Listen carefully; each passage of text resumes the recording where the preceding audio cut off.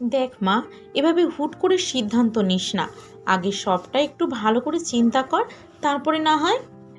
মায়ের পুরো কথা শেষ হওয়ার আগেই আরোহী বলে ওঠে। আমার যা ভাবার আমি ভেবে নিয়েছি মা, এটা নিয়ে আমার আর ভাবার দরকার নেই। প্রয়োজনে আমি আজকে ইভান ভাইকে বিয়ে করব, কিন্তু কোনোভাবেই আয়ানকে আমার থেকে দূরে যেতে দিব না। ওকে আমি জন্ম দেইনি, কিন্তু আয়ান আমারই সন্তান। আর ওকে সারা জীবনের জন্য কাছে রাখতে হলে যদি ইহান ভাইয়ের দ্বিতীয় বউ হতে হয়, আমার কোনো আপত্তি নেই। কথাগুলো বলে আয়ানকে কোলে নিয়ে নিজের ঘরে চলে গেল আরোহী। আর পেছন ফিরে তাকালো না। 3 মাস বয়স আয়ানের। ওর জন্মের 2 ঘন্টা পর থেকেই ও আরোহীর কাছে আছে। আর এই 3 মাসে একবারও আরোহী আয়ানকে নিজের থেকে দূরে করেনি। আরোহী যাওয়ার পথে তাকিয়ে আছে মিসেস আতসী। নিজের মেয়ের সিদ্ধান্ত মন থেকে মেনে নিতে কষ্ট হচ্ছে, কিন্তু যে অন্যায় তারা তার মেয়ের সাথে করেছে তাতে মেয়েকে সরাসরি না বলারও তো উপায় নেই। দরজার কাছে দাঁড়িয়ে মেয়ের সব কথা শুনলেন মিস্টার আজমল। আজ হয়তো তাদের করা ভুলের মাসুল এভাবে দিতে হচ্ছে তাদের। হঠাৎ দরজায় ঠক ঠক আওয়াজ শুনলেন মিসেস আতসী। উঠে গিয়ে দরজা খুললেন তিনি। দরজার ওপাশে শুকনো মুখে দাঁড়িয়ে আছে তার বড় বোন আরশি। যে ঝড় আতসীর মধ্যে চলছে, সেই ঝড় যে তার বড় বোনের মধ্যেও চলছে তা খুব ভালো করে জানে আতসী। ভেতরে এসো আপা। কথাগুলো বলে ঘরের ভিতর চলে গেল আতসী। নিজের ছোট বোন বাড়িতে ঢুকতে কেমন জড়তা কাজ করছে আরশের। অথচ 4 দিন আগেও এ বাড়িতে সময়ে অসময়ে এসেছেন তিনি বিনা দ্বিধায়। আরশি বেগমকে দেখে আজমল সাহেবও ড্রয়িং রুমে এসে বসলেন, সাথে আতসীও। চুপচাপ বসে আছে আরশি। অনেক কথা সাজিয়েছেন কিন্তু কিছুতেই বলতে পারছেন না তিনি। তখনই আতসী বলে উঠল, আপা, আরোহী কোনো মতে আয়ানকে আলাদা করতে চাচ্ছে না। ও বলছে প্রয়োজনে ও ইহানকে বিয়ে করবে, কিন্তু কিছুতেই আহানকে দূরে যেতে দেবে না। বোনের মুখে এমন কথা শুনে চোখ দুটো জলজল করে উঠল আরশের। তিনিও তো এমনটাই ভেবেছিলেন, কিন্তু ইহান এক বাচ্চার বাবা, আর এক বাচ্চার বাবার জন্য একটি কুমারী মেয়েকে চাইতে যেন কোথাও একটা বাদ ছিল তার। সে যতই নিজের বোনের মেয়ে হোক না কেন, জলজল চোখে বললেন আরশি, তুই আমার ছোট বোন আতসী। আমি তোর সন্তানকে নিজের সন্তানের মতোই ভেবেছি এতদিন। যদি এমনটা সত্যি হয় যে আরোহী আর ইহানের বিয়ে হলো, তাহলে আরোহীকে কোনো কষ্ট পেতে দিব না আমি। তখন আতসী বেগম বলে উঠলেন, আপা, আমি তোমাকেও চিনি আর ইহানকেও।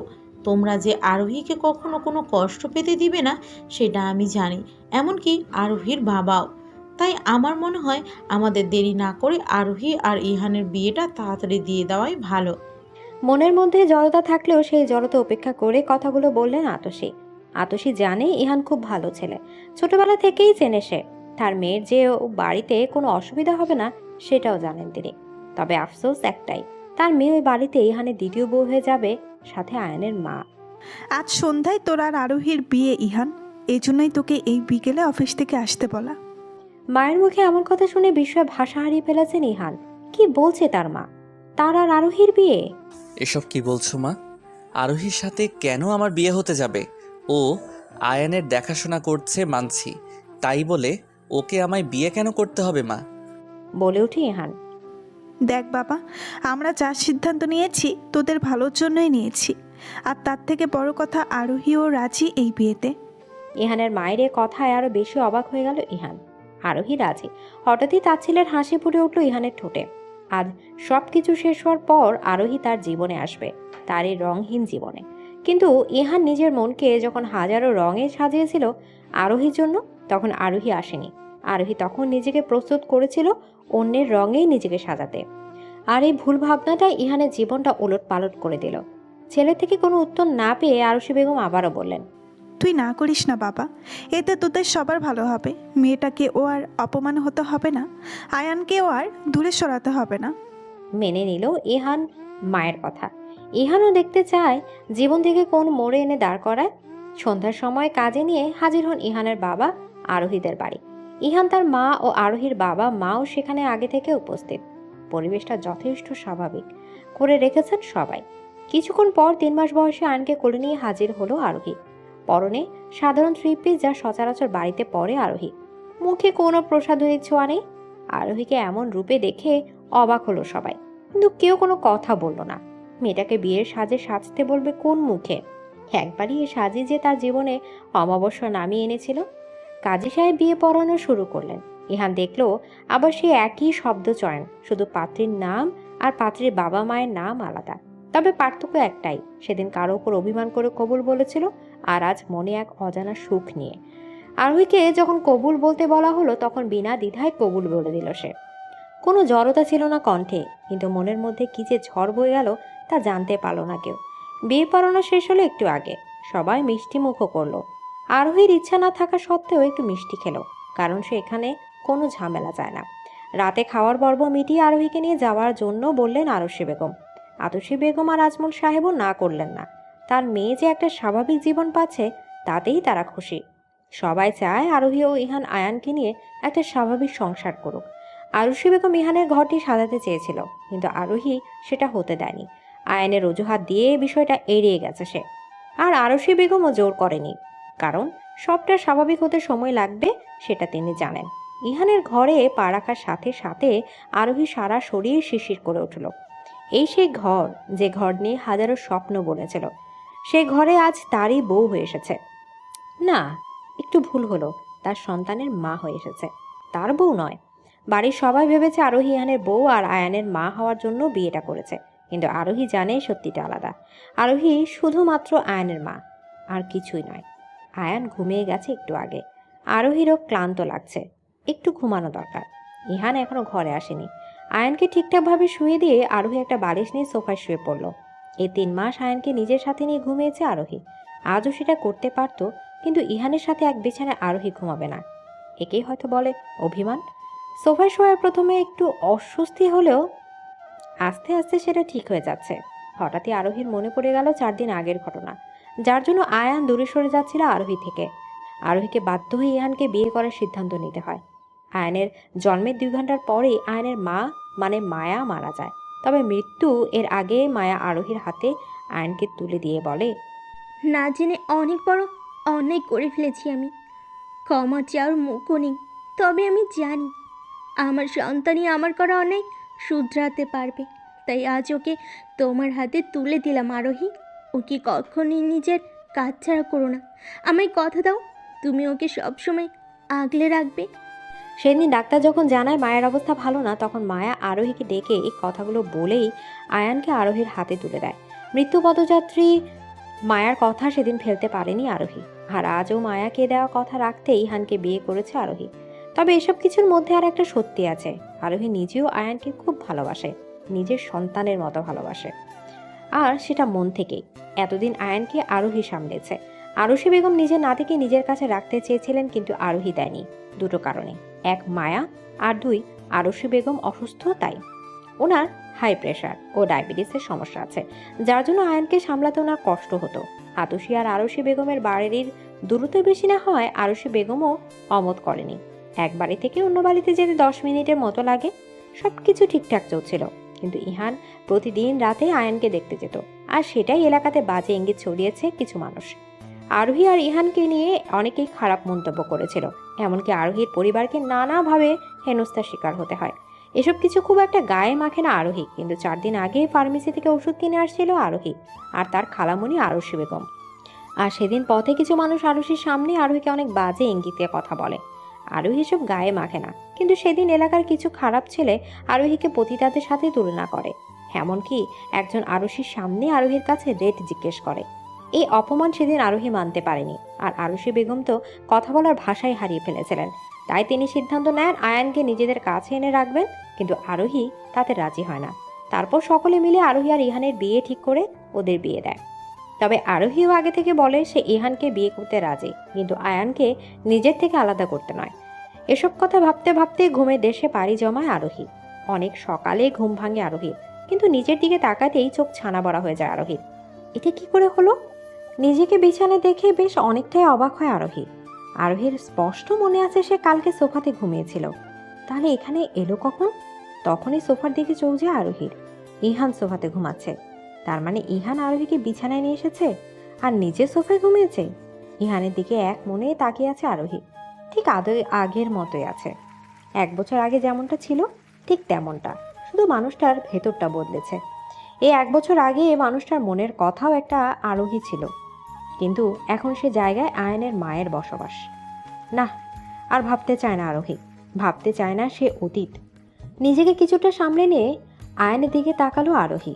ছেলেটা বড্ড শান্ত। এই 3 মাসে আরোহীকে একটু সমস্যায় ফেলেনি। প্রথম 1 মাস আরোহীর একটু অসুবিধা হয়েছিল, তবে এখন একটু অসুবিধা হয় না। আর এর বড় কারণ হলো আয়ান মাঝরাতে কান্না করে না। একটু পরে আয়ান উঠে যাবে, তাই তাড়াতাড়ি ফ্রেশ হতে গেল আরোহী। ফ্রেশ হয়ে বাইরে এসে দেখে আয়ান উঠে গেছে।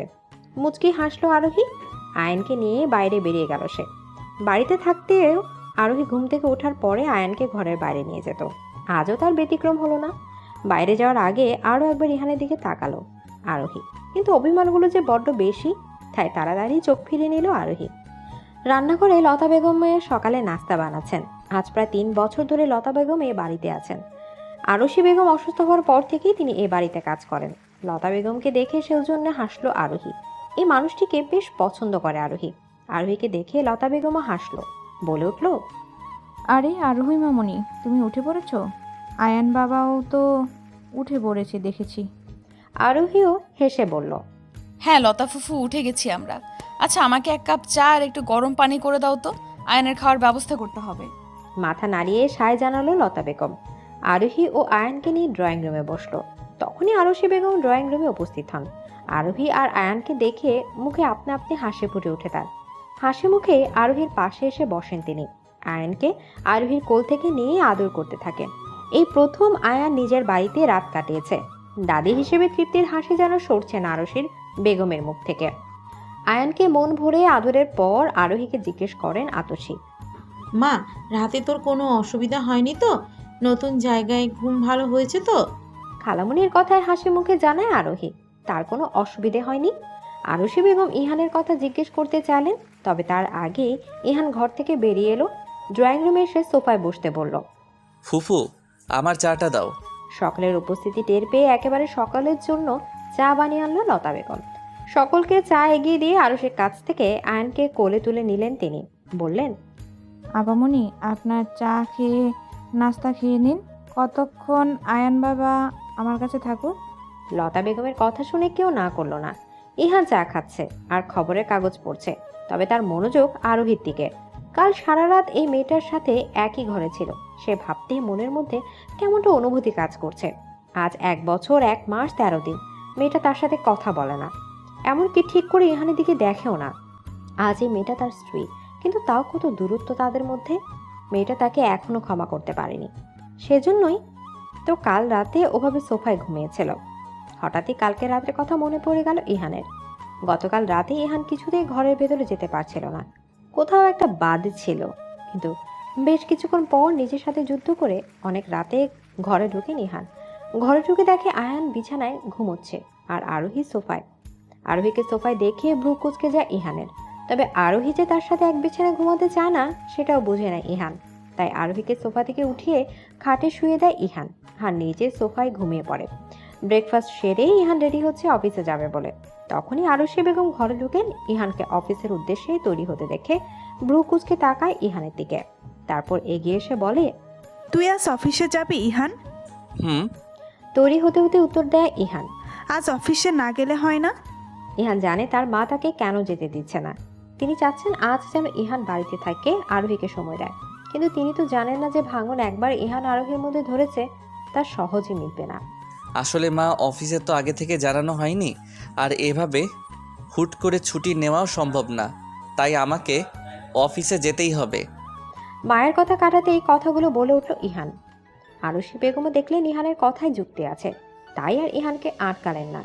ইহানকে এতদিন ভাই হিসেবে দেখেছে আরোহী, আর ইহান আরোহীর বোন হিসেবে দেখেছে, এটাই ধারণা আরশি বেগমের। তাই এই সম্পর্কটা যে সহজে স্বাভাবিক স্বামী স্ত্রীর মতো হবে না এটা জানেন আরশি। তবে তিনিও তাড়াতাড়ি করতে চান না, সবকিছু ধীরে ধীরে ঠিক হবে এটাই তার বিশ্বাস। ড্রয়িং রুমে আরোহী আর আয়ান কেউই নেই। ইহানের খুব ইচ্ছা করছে আয়ান আর আরোহীকে একবার দেখিয়ে তারপর অফিস যেতে, কিন্তু সে আরোহীকে ডাকতে পারছে না। যে মেয়েটির সাথে এতদিন কথা বলে না তাকে এভাবে হুট করে ডাকা যায় না। তখন ইহান বলল, মা, আয়ান কোথায়? একটু ডাকো তো। ইহানের ধারণা আয়ানকে ডাকলেও আরোহী আসবে, ফলে দুজনকেই ডাকা হবে ইহানের। তবে ইহানের সে ধারণা ভুল প্রমাণ করে আরশি বেগম আয়ানকে নিয়ে বাইরে এলেন। আয়ানকে দেখে ঠোঁটের কোণায় হাসি ফুটে উঠল ইহানের। কিন্তু আরোহী বাইরে না আসায় বেশ খারাপও লাগলো। আয়ানকে কোলে নিয়ে কিছুক্ষণ আদর করে তাকে মায়ের কোলে দিল ইহান, তারপর বেরিয়ে গেল সে। এতক্ষণ পর্দার আড়ালে দাঁড়িয়ে ইহানকে দেখছিল আরোহী। ইহান যে আয়ানকে আদর করার সময় বারবার এই ঘরের দিকে তাকাচ্ছিল সেটাও বুঝতে পারছিল সে, তবে ইচ্ছা করে বাইরে আসেনি আরোহী। বছরখানেক আগেও এই বাড়িতে অবাধ যাতায়াত ছিল আরোহী, আর এই বাড়িতে সব থেকে কাছে ছিল ইহান। আরোহীর ছোটখাটো সব বিষয় ইহান থাকতো, তেমনি ইহানের প্রতিটা বিষয়েও আরোহীর মতামত নিত। কিন্তু এক অনাকাঙ্ক্ষিত ঘটনা ইহান আরোহীর জীবনটাকে পাল্টে দিয়েছিল। বছরখানেক আগেও বাড়িটা যেমন ছিল আজও তেমন আছে, তেমন কোনো কিছুর বদল ঘটেনি। তাই আরোহীরও অসুবিধা হচ্ছে না। সারাটা দিন ভালোই কাটলো আরোহীর। পরিচিত বাড়ি আর পরিচিত লোকজন হওয়ায় কোনো অসুবিধা হলো না। এই বাড়িতে পুরো একদিন কাটিয়ে দিল আরোহী, কিন্তু এখনো ইহানের সাথে কথা বলেনি সে। শুধু তাই নয়, ইহান আয়ানকে দেখতে গেলে আরোহী ঘরের মধ্যে থাকতো, কথা বলা তো দূর, সামনে অবধি আসতো না। তাও মাঝে মধ্যে ছোটখাটো কারণে ইহানের সামনে আসলেও কথা বলেনি সে। সন্ধ্যার একটু পরেই বাড়ি ফিরে এলো ইহান। অন্য দিনের তুলনায় অনেক তাড়াতাড়ি এসেছে আজ। আরুষি বেগমও বেশ খুশি হলেন ইহান তাড়াতাড়ি ফেরায়। আরোহী ইহানের ঘরে বসে আয়ানকে ফিডার খাওয়াচ্ছিল। ইহানকে ঘরে ঢুকতে দেখে তাকালো তার দিকে। ইহানের চোখে মুখে ক্লান্তির ছাপ স্পষ্ট, তবে কোনো কথা বলল না। এক মুহূর্তের জন্য ভাবলো ইহানকে একটু পানি এনে দিলে সে সেটা খেয়ে তৃপ্তি পেত, তবে নিজের ইচ্ছেটাকে সাথে সাথে মাটি চাপা দিল সে। ভাবলো সে এখানে আয়নের মা হয়ে এসেছে, ইহানের বউ নয়। তবে ভালোবাসা জিনিসটা যে বড্ড খারাপ। প্রেমিক পুরুষের একটুখানি কষ্টে যে হাজার রাগ, হাজার অভিমান সাথে সাথে ভাঙতে সক্ষম। ঘরে ঢুকে আয়ান আর আরোহীকে দেখে যেন নিমিষে ক্লান্তিটা দূর হয়ে গেল ইহানের। ওদেরকে একটু দেখে নিয়ে ইহান ফ্রেশ হতে বাথরুমে ঢুকে গেল। আয়নের খাওয়া শেষ হলে তাকে নিয়ে ঘরের বাইরে গেল আরোহী। আয়ানকে লতা বেগমের হাতে দিয়ে রান্নাঘরে গিয়ে শরবত বানাতে লাগলো। আজ অনেকদিন পর সেই শরবতটি বানাচ্ছে আরোহী। শরবতটি একদম সাধারণ লেবুর শরবত, কিন্তু ইহানের খুব প্রিয়। আরোহী এই বাড়িতে আসলে ইহান এই শরবত বানাতে বলতো আরোহীকে। এই শরবত নাকি সকল শরবত থেকে বেস্ট। পুরনো সেই স্মৃতিগুলো ভাবতেই ঠোঁটের কোণে মিষ্টি হাসি ফুটে উঠল আরোহীর। শরবত বানানো শেষ, তবে সেটা কি নিজে ইহানকে দেবে নাকি লতা বেগমের হাত দিয়ে পাঠাবে সেটাই ভাবছে আরোহী। অনেক ভেবে চিনতে আরোহী অবশেষে সিদ্ধান্ত নিল লতা বেগমের হাত দিয়ে পাঠাবে। যেমন ভাবা তেমন কাজ। আরোহী শরবতটা লতা বেগমের হাত দিয়ে শরবতটি ইহানের ঘরে পাঠালো। লতা বেগম শরবত নিয়ে গেল ইহানের ঘরে। ইহান ফ্রেশ হয়ে বাইরে এসেছিল। লতা বেগমের হাতে শরবত রেখে ভ্রু কুঁচকে গেল তার। এর আগে কখনো লতা বেগম ইহানকে শরবত দেয়নি, তাহলে আজ কি হলো? তখনই মনে পড়ে গেল আজ আরোহী এই বাড়িতে আছে। তার মানে কি শরবতটি আরোহী বানিয়েছে? ভাবতেই একটা ভালো লাগা ছেয়ে গেল ইহানের মনে, তবে সেটা দীর্ঘস্থায়ী হলো না। মুহূর্তে আবারও অভিমান এসে জমলো মনের কোণে। শরবতটা কি নিজে হাতে দেওয়া যেত না? কথা না হয় নাই বলতো। ভাবতে অভিমানের পাল্লাটা ভারী হয়ে গেল ইহানের। লতা বেগমকে বললেন, আমার এখন শরবত খেতে ভালো লাগছে না ফুপু, তুমি নিয়ে যাও শরবত। কথাগুলো স্বাভাবিকভাবে বলল ইহান, কিন্তু ইহানের মনের মধ্যে যে ঝড় বয়ে গেল সেটা জানতে পারল না লতা বেগম। ইহানের কথা মতো শরবত নিয়ে ফিরে আসলো লতা বেগম। লতা বেগমকে এভাবে আসতে দেখে ভ্রু কুঁচকে গেল আরোহী। ভরা গ্লাস দেখে রাগটা যেন মাথা চাড়া দিয়ে উঠল। এটা যদি আগে আরোহী হতো তাহলে ইহানের গলায় ছুরি ধরে শরবত খাওয়াতো সে, কিন্তু এখন সেই অধিকারটা নেই, আর না আছে সেরকম কোনো কিছু করার ইচ্ছা। লতা বেগম রান্নাঘরে এসে গ্লাসটি রাখতে রাখতেই বললেন, ইহান বাবার শরীরটা ভালো না বৌমা, তাই শরবত খাবে না বলেছে। বৌমা শব্দটি যেন আরোহীর কানে ঝংকার তুলল। সারা শরীর শিরশির করে উঠল তার। এই কেমন অনুভূতি? আরোহী আর দাঁড়িয়ে থাকতে পারলো না, বেরিয়ে এলো রান্নাঘর থেকে। সোজা আরশি বেগমের ঘরে চলে গেল সে। আরশি বেগম আয়নের সাথে সময় কাটাচ্ছিল। আরোহীকে তাড়াতাড়ি করে ঘরে ঢুকতে দেখে ব্যস্ত হয়ে জিজ্ঞেস করলেন, আরোহী মা, কিছু হয়েছে? এভাবে ছুটে এলি কেন? আরোহী নিজেই নিজের কাজে অবাক হলো। কেন ছুটে এলো সে? বৌমা শব্দের হাত থেকে বাঁচতে? কিন্তু সে তো নিজেকে ইহানের বউ মেনে নিয়েছে। না, সে তো আয়নের মা আর কিছু নয়। আরশি বেগম এখনো চেয়ে আছেন আরোহীর দিকে। তখন আরোহী বলল, সেরকম কিছু নয় খালামণি, আসলে আমার মনে হলো আয়ান কাঁদছে, তাই। স্বস্তির নিঃশ্বাস ফেললেন আরশি বেগম। বললেন, না রে মা, আয়ান কাঁদেনি, ও তো চুপচাপই আছে। ছোট করে উত্তর দিল আরোহী। রাতে খাওয়ার জন্য সকলেই ডাইনিং টেবিলে উপস্থিত হলো। আয়ান ঘরে ঘুমাচ্ছে, তাই আরোহীও সেখানে। সকলকে খাবার পরিবেশন করছে সে। আরশি বেগম এর ডায়াবেটিসের সমস্যা আছে, তাই তাকেও বসে দিয়েছে আরোহী। সকলকে একে একে খাবার দিল। ইহানকেও স্বাভাবিকভাবে খাবার দিল। ইহানের বাবা আরোহীকে খেতে বসতে বললেন, কিন্তু আরোহী বসলো না। আমার ক্ষুধা নেই খালু, আমি খাবো না। থমথমে মুখে বলল আরোহী। আরোহীর এমন কথায় ভ্রু কুঁচকে তাকালো ইহান। ইহানের সাথে চোখাচোখি হতে চোখ সরিয়ে নিল আরোহী। আরুষি বেগম আর ইদ্রিস সাহেব চিন্তিত হয়ে উঠলেন। নরম কণ্ঠে জিজ্ঞেস করলেন আরুষি, কেন খাবি না মা? শরীর খারাপ লাগছে নাকি তোর? আরোহী হালকা হেসে বলল, না না খালামণি, আমি ঠিক আছি, কিন্তু কেন জানি না খেতে ইচ্ছে করছে না। তোমরা চিন্তা করো না, রাতে না খেলে আমার কোনো অসুবিধা নেই। আরুষি বেগম আর কথা বাড়ালেন না। তিনি নিজেও আগে রাতে ঠিকমতো খেতেন না। এই ডায়াবেটিসের জন্য তাকে এখন নিয়ম করে রাতে খেতে হয়। ইহান কিছু বলল না, চুপচাপ খেয়ে ঘরে চলে গেল। আরোহী শুধু আর চোখে একবার তাকালো ইহানে যাওয়ার দিকে। সবকিছু গুছিয়ে ঘরে এলো আরোহী। ইহান ঘরেই আছে, আজ আগে থেকে সোফাতে শুয়ে পড়েছে সে। আরোহী চুপচাপ ওয়াশরুমে গেল। ওয়াশরুমের দরজা বন্ধ হওয়ার শব্দে ইহান উঠে বসলো। আরোহীকে ঘরে ঢুকতে দেখে ইহান সোফায় চোখ বন্ধ করে শুয়ে পড়েছিল। না হলে হয়তো আবার সোফায় ঘুমাতো আরোহী। ইহান আস্তে করে উঠে রান্নাঘর চলে গেল। তারপর একটি প্লেটে করে খাবার নিয়ে ঘরে ঢুকলো সে। আরোহী ওয়াশরুম থেকে বের হয়ে টি টেবিলে খাবার দেখে ভ্রু কুঁচকে ফেল। বুঝতে একটু সময় লাগলো না যে খাবারটা ইহান এনেছে। কিছু না বলে খাটের দিকে এগিয়ে যাচ্ছিল আরোহী। তখনই ইহান শব্দ করে টেবিলে কাঁচের গ্লাসটি রাখলো। হঠাৎ এমন শব্দে কেঁপে উঠল আরোহী। ইহানের দিকে তাকাতেই দেখতে পেল ইহান সেই শরবতটুকু খেয়ে খালি গ্লাসটি টেবিলে রাখছে। গ্লাসটি রেখেই হন হন করে ব্যালকনিতে চলে গেল ইহান। কোনো কথা বলল না, আর না আরোহীর দিকে তাকালো। আরোহীও চুপচাপ টি টেবিলের কাছে গিয়ে খাওয়া শুরু করলো। হঠাৎ না চাইতেও চোখের কোণে জমা হলো অশ্রু। মানুষটা আজও তার রাগের কারণ সহজেই ধরতে পারে। যে বিষয়টা অন্য কেউ বুঝতে পারে না, সেটা এক নিমেষেই বুঝে ফেলে সে। বারান্দা থেকে হালকা উকি দেয় ইহান। আরোহীকে খেতে দেখে হালকা হাসে। অনেক কিছু বদলে গেল, রাগটা আগের মতোই আছে। ভাবতে হাসিটা আরেকটু চড়া হয় ইহানের। ইহান তখনই বুঝে গেছিল সে শরবত খায়নি বলে আরোহীর রাগ হয়েছে। আর সে রাগ ছেড়েছে রাতের খাবারের উপর। কত বদল ঘটেছে মেয়েটার মধ্যে। যে মেয়েটা আগে সামান্য কিছু হলে বাড়ি মাথায় তুলতো, সে মেয়েটা আজ কত শান্ত। যে মেয়েটার বাচ্চামো দেখে ইহান হাসতে হাসতে গড়াগড়ি খেত, সে মেয়েটা আজ নিজে একটা বাচ্চাকে সামলাচ্ছে। আচ্ছা, এমনটা কি হওয়ার খুব দরকার ছিল? হয়তো ছিল না। কতগুলো ভাবতে ভাবতে আবারও মনটা বিষিয়ে গেল। আরোহী খাওয়া শেষ করে প্লেট বাইরে রেখে একটু চুপচাপ খাটে শুয়ে পড়ল। ইহানও বেশ কিছুক্ষণ বেলকনিতে সময় কাটিয়ে ঘরে এসে সোফায় ঘুমিয়ে পড়ল। আজও দুজন একই ঘরে আছে, নীরবে একে অপরকে বুঝতে পারছে, কিন্তু কোনো শব্দ করছে না। মাঝরাতে বড্ড অস্বস্তি হচ্ছে আরোহীর। মনে হচ্ছে কেউ তাকে গভীরভাবে দেখছে। হঠাৎই জেগে গেল আরোহী, কিন্তু কাউকেই দেখতে পেল না। ইহান সোফায় ঘুমাচ্ছে, সেদিকে তাকিয়ে দেখতে লাগলো আরোহী। ঘুমালে ইহানের সৌন্দর্য আরো দ্বিগুণ বেড়ে যায়, এটা আরোহীর ধারণা। শুধু ধারণা না, এটা আরোহীর বিশ্বাস। এভাবে ইহানকে দেখতে দেখতে ঘুমিয়ে গেল আরোহী। পাখির কিচিরমিচির শব্দে শুরু হলো একটি নতুন সকাল আরোহী আর ইহানের জীবনে। আয়ানকে আরশি বেগম কাজ ছাড়া করছেন না, যতক্ষণ পারছেন নিজের কাছে রাখছেন।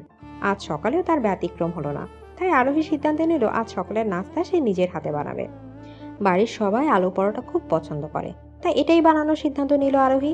নিজের ভাবনা অনুযায়ী রান্নাঘরে আলু পরোটা বানাতে লাগলো আরোহী। ডাইনিংয়ে বসে খবরের কাগজ পড়ছিল ইহান আর তার বাবা।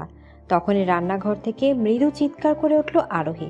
আরোহী চিৎকার শুনে ছুটে রান্নাঘরে গেল ইহান। দেখলো আরোহী হাত চেপে দাঁড়িয়ে আছে। গরম পাত্রে বেখেয়ালি হাতে দেয়া হাত পুড়িয়ে ফেলেছে আরোহী। ইহান তাড়াতাড়ি গিয়ে আরোহীর হাত ধরে বেসিনের ট্যাপ ছেড়ে আরোহীর হাতে পানি লাগাতে লাগলো। দেখে কাজ করতে পারো না ইডিয়েট, আগের মতোই বেখেয়ালি সব কিছুতে। আর তোমাকে এসব কে করতে বলেছে বলো? ধমকে কথাগুলো বলল ইহান, কিন্তু আরোহী সেদিকে হুঁশ নেই। আরোহী তো মুক্ত হয়ে ইহানকে দেখছে। সেই রাগ, সেই কেয়ার, ততটাই অধিকার বোধ। কিন্তু এখন তো সবকিছু বদলে যাওয়ার কথা। তার জায়গা তো এখন অন্য কারো স্থান। তাহলে আরোহী আর কিছু ভাবতে পারছে না। পুরনো অনুভূতিগুলো বারবার কড়া নাড়ছে মনে, কিন্তু এমনটা তো হওয়ার কথা ছিল না। আরোহী মনে মনে ভাবলো, আমি তো সব ভুলে গেছি, তাহলে কেন বারবার সেই স্মৃতিগুলো মনে পড়ছে আমার? কেন? রান্নাঘরে দরজার কাছে দাঁড়িয়ে আছেন আরশি বেগম আর ইদ্রিস সাহেব। ইহান ব্যাপারটা দেখছে বলে তারা আর বিষয়টাতে নিজেরা হাত দিলেন না। আরোহীর হাত ভালো করে ধুয়ে আরোহীকে ঘরে নিয়ে গেল ইহান। আরোহী হাত ছাড়াতে চেয়েছিল, কিন্তু পারেনি। ইহান ছাড়েনি। আরোহীকে খাটে বসিয়ে একটা মলম নিয়ে সেটা যত্ন করে হাতে লাগিয়ে দিল ইহান। মলম লাগানে শেষে ইহান কড়া গলায় বলল, অনেকটা হাত পুড়ে গেছে তোমার, তাই খুব প্রয়োজন না হলে ঘর থেকে বের হবে না। আমি মাকে বলে দেব আয়ানকে মা সামনে নেবে। আর লতা ফুপো তো আছেই। এই পোড়া হাত নিয়ে যদি কোনো কাজ করতে গেছো বা আমার কথার অবাধ্য হয়েছো, তাহলে কিন্তু আমার থেকে খারাপ কেউ হবে না, বলে দিলাম। কথাগুলো বলে গটগট করে ঘর থেকে বেরিয়ে গেল ইহান। আর আরোহী ভেজা চোখে তাকিয়ে দেখলো যাওয়ার দিকে। এই মানুষটা এমন কেন? কেন আবারও আগের মতো হয়ে যাচ্ছে লোকটা? না, আর চাইলেও কোনো কিছু আগের মতো হওয়া সম্ভব নয়। তখন আর এখনের মধ্যে বিস্তর ফারাক। ইহান একটু আগে অফিসের জন্য বেরিয়ে গেছে। আরশি বেগম এসে আরোহীকে খাইয়ে দিয়ে গেছে। আরোহীর মা আতিশী বেগম ফোন করেছিলেন তার আগে, বেশ বকাঝকাও করেছেন বেখেয়ালি কাজ করার জন্য। আপাতত আরোহী ঘরে একা একা বসে আছে। এই ঘরে কত স্মৃতি আছে আরোহী আর ইহানের। এই বাড়িতে এসে আগে আরোহী ইহানের ঘরে ঢুকতো। ইহান বরাবরই খুব গোছালো স্বভাবের। তার জিনিসে কেউ হাত দিক সেটা পছন্দ ছিল না ইহানের। কিন্তু এই নিয়মটা আরোহীর জন্য প্রযোজ্য ছিল না। একবার ইহানের খুব প্রিয় একটা ফুলদানি ভেঙে ফেলেছিল আরোহী। খুব ভয়ও পেয়েছিল, কারণ ফুলদানিটা ইহানের খুব প্রিয় এক শিক্ষক ইহানকে দিয়েছিল। আরোহী তো ভয়ে কেঁদে দিয়েছিল। কিন্তু আশ্চর্যভাবে ইহান আরোহীকে কিছুই বলেনি। উল্টো বলেছিল, একটা সামান্য ফুলদানি তো ভেঙেছে, এতে কাদার কি আছে? ব্যাস, এটুকু কথা শুনে আরোহী কান্না থামিয়ে দিল। সেদিন থেকে আরোহী বুঝেছিল ইহানের মনে আরোহীর জন্য একটা সফট কর্নার আছে, আর সেটাকে অস্ত্র বানিয়ে আরোহীর অনেকবার নিজের কাজ হাসিল করেছে। অবশ্য ইহান আরোহী দুষ্টুমি ধরেও ফেলতো, কিন্তু কিছু বলতো না। হঠাৎই আয়ানের কান্নার শব্দে আরোহীর ধ্যান ভাঙে। আয়ান আরশি বেগমের ঘরে, কিন্তু কান্নার আওয়াজ আরোহীর ঘর অব্দি আসছে। আরোহী আয়নের কান্না শুনে আরশি বেগমের ঘরে গেল। গিয়ে দেখলো আরশি বেগম আয়নকে কোলে নিয়ে ওর কান্না থামানোর চেষ্টা করছে। হঠাৎ খাটের উপর নজর পড়তে আরোহী দেখলো খাটে কিছু শাড়ি রাখা। শাড়িগুলো চিনতে একটু অসুবিধা হলো না আরোহীর। আরোহী শাড়িগুলোর দিকে থেকে চোখ সরিয়ে আরশি বেগমের দিকে তাকালো। আরশি বেগমের চোখে অপরাধবোধ স্পষ্ট। আরোহী কারণটা বুঝলো, বলে উঠল, এই শাড়িগুলো মায়া ভাবে, তাই না খালামণি? আরশি বেগম মাথা নিচু করে সম্মতি জানালেন। হালকা হাসলো আরোহী। আসলে শাড়িগুলো আমি বের করতে চাইনি, আমার আলমারিতেই ছিল, তাই আজ গুছাতে গিয়ে হঠাৎ। আরশি বেগমের কথা শেষ করতে দিল না আরোহী, তার আগে বলে উঠল, মায়া ভাবির সব থেকে চিহ্ন আমার কাছে রেখেছি খালামণি, যাতে যখন আমার খারাপ লাগে না কেন, তখন এই সামান্য শাড়ি দেখে আমার খারাপ লাগবে, এটা তুমি কেন ভাবলে খালামণি? আমি জানি আরোহী, কিন্তু এখন তুই ইহানের স্ত্রী, আর যতই হোক কোনো মেয়ে নিজের স্বামীর প্রথম স্ত্রীকে মেনে নিতে পারে না। তাই আমি ভেবেছিলাম মায়ার শাড়ি আর ব্যবহার করার জিনিস দেখে তোর হয়তো খারাপ লাগবে। আরোহী আবারও হালকা হাসলো আর বলল, এমনটা আর কখনো ভাববে না খালামণি। আমি আগেও মায়া ভাবিকে যতটা ভালোবাসতাম, শ্রদ্ধা করতাম, এখনো তাই করি। কথাগুলো শুনে প্রশান্তি ছেয়ে গেল আরশি বেগমের মনে। বলে উঠলেন, কে আর বলবো বল মা, মেয়েটা যে এত তাড়াতাড়ি আমাদের ছেড়ে চলে যাবে ভাবতেই পারিনি। ওদের বিয়ের 1 মাসের মাথায় শুনলাম মায়া কনসিভ করেছে। খুব খুশি ছিলাম আমি, কিন্তু হঠাৎ কি যে হয়ে গেল। আয়ানকে তো 8 মাসের মাথায় জন্ম নিয়েছে। যেখানে একটা বাচ্চা 10 মাস মায়ের গর্ভে থাকে, সেখানে ও ছিল 8 মাস। কথাগুলো বলেই দীর্ঘশ্বাস ফেললেন আরশি বেগম। আয়ান ঘুমিয়ে গেছে। তখনই দরজায় কলিং বেল বেজে উঠল। ইহান এসেছে। এ সময় ইহান বাড়ি ফেরে প্রতিদিন। লতা বেগম দরজা খুলে দিলে ইহান নিজের ঘরে চলে যায়। ঘরে গিয়ে আরোহীকে না দেখে ভ্রু কুঁচকে যায় ইহানের। বিড়বিড় করে বলে ওঠে, এই মেয়ে বদলাবার নয়। তারপর ফ্রেশ হতে চলে যায় ইহান। ডাইনিং টেবিলে সবাই উপস্থিত, শুধু আরোহী ছাড়া। বাড়ি ফিরে এখনো পর্যন্ত আরোহীকে দেখেনি ইহান। তারপর হাতটাও পুড়িয়ে ফেলেছে মেয়েটা। খুব অস্বস্তি হচ্ছে ইহানের। ভাবছে একবার জিজ্ঞেস করবে আরোহীর কথা। তখনই আরশি বেগম বলে উঠলেন, লতা, আরোহী আয়ানকে নিয়ে আমার ঘরে আছে। ছেলেটা আরোহীকে ছাড়তে চাইছে না। আর খাবারটা আমার ঘরে দিয়ে এসো। আরশি বেগমের কথা শুনে ইহান আর জিজ্ঞেস করলো না আরোহীর কথা। চুপচাপ খেয়ে নিল। সোফায় বসে ল্যাপটপ নিয়ে কাজ করছে ইহান। আরোহী আয়ানকে নিয়ে ঘরে এলো। আয়ান ঘুমিয়ে পড়েছে। ওকে ঠিকমতো শুয়ে দিয়ে নিজেও শুয়ে পড়লো আয়ানের পাশে। কোনো কথা বলল না। ইহান আর চোখে আরোহীকে দেখলো, তবে সেও কিছু বলল না। কাজ শেষ করতে বেশ রাত হয়ে গেল ইহানের। টি টেবিলের দিকে তাকিয়ে দেখলো ঘরে পানি নেই। তাই পানি আনতে ডাইনিংয়ে গেল ইহান। ডাইনিংয়ে যেয়ে ইহানের মাথাটা গরম হয়ে গেল। আরোহী খাবার খায়নি। তখনই মনে পড়ে গেল আরোহীর হাত পুড়ে গেছে, আর পোড়া হাতে রুটি খাওয়া ঝামেলা। পানি খেয়ে খাবারটা নিয়ে ঘরে গেল ইহান।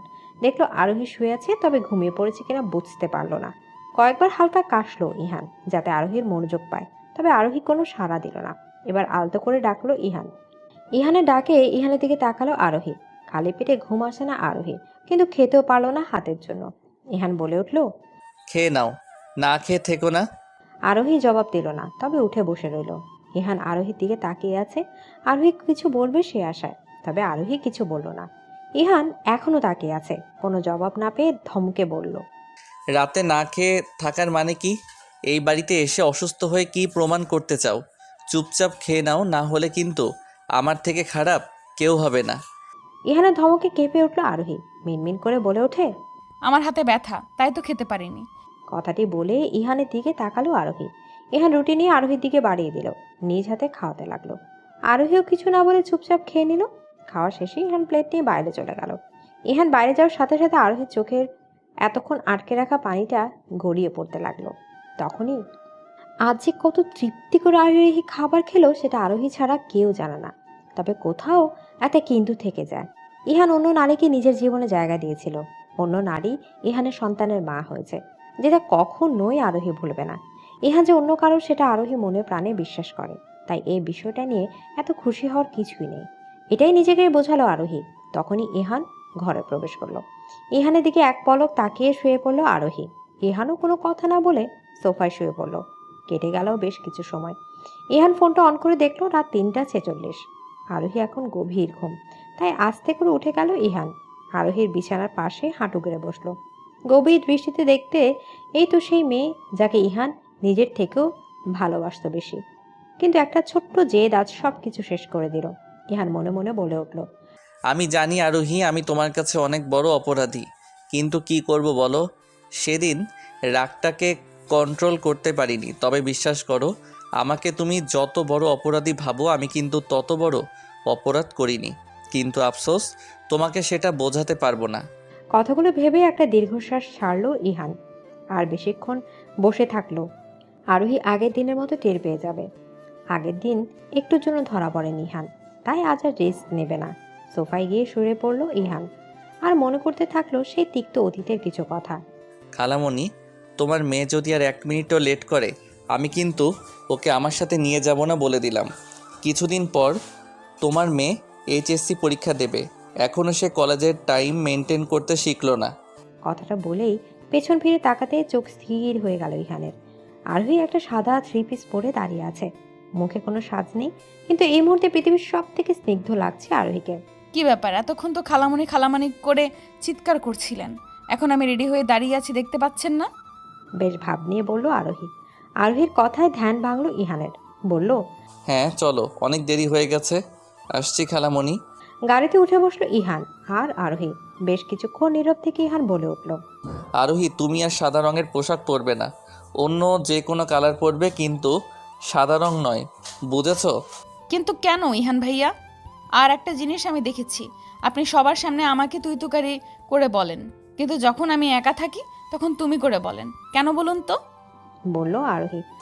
সেটা তোমার গবেট মাথায় ঢুকবে না, আগে বড় হও, তারপর বুঝবে। আমি তো অনেক কিছুই বুঝি, কিন্তু প্রকাশ করতে পারি না। আচ্ছা, আমি যেটা বুঝি আপনি কি সেটাই বোঝাতে চান আমায়? হয়তো। মুচকি হেসে বলল ইহান। আরোহী আর কথা বাড়ালো না। এভাবে সরাসরি না বললেও নিজেদের অনুভূতির সাথে পরিচয় ছিল আরোহী ইহানের। আরোহী ইহান যে একে অপরকে পছন্দ করে সেটা নিজেরা বুঝলো, কিন্তু কখনো প্রকাশ করেনি। এভাবেই কাটছিল দিন।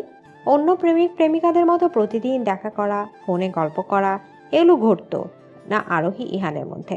কিন্তু মনের অনুভূতিগুলো ছিল খুব গাঢ়। আর 5টা কাজিন যেমনটা মিশত, আরোহী ইহানও সেইভাবে মিশত। তবে এসব কিছুর মধ্যে একটু ভিন্নতা ছিল। যেমন ইহান ছোট থেকে খুব রাগী, সাথে জেদিও, কিন্তু কখনো আরোহীর সাথে রাগ দেখাতো না ইহান। আর আরোহী সকলের কাছে খুব চুপচাপ শান্ত ধরনের হলেও ইহানের কাছে আলাদা। অনেক বেশি অধিকার ইহানের উপরে, অনেক বেশি বায়না ইহানের কাছে। সব কিছু সঠিকভাবে চলছিল। আরোহীর এইচএসসি পরীক্ষার পরে সকলকে আরোহীকে পছন্দ করার বিষয়টা জানাবে বলে ভেবে রেখেছিল ইহান, কিন্তু তার আগে সবকিছু ওলটপালট হয়ে গেল। আরোহীর পরীক্ষার মাসখানেক আগে একদিন টিউশন থেকে ফিরে নিজের ঘরে রেস্ট নিচ্ছিল আরোহী। তখনই আরোহীর মা জানায় তাদের বাড়িতে নাকি গেস্ট আসবে।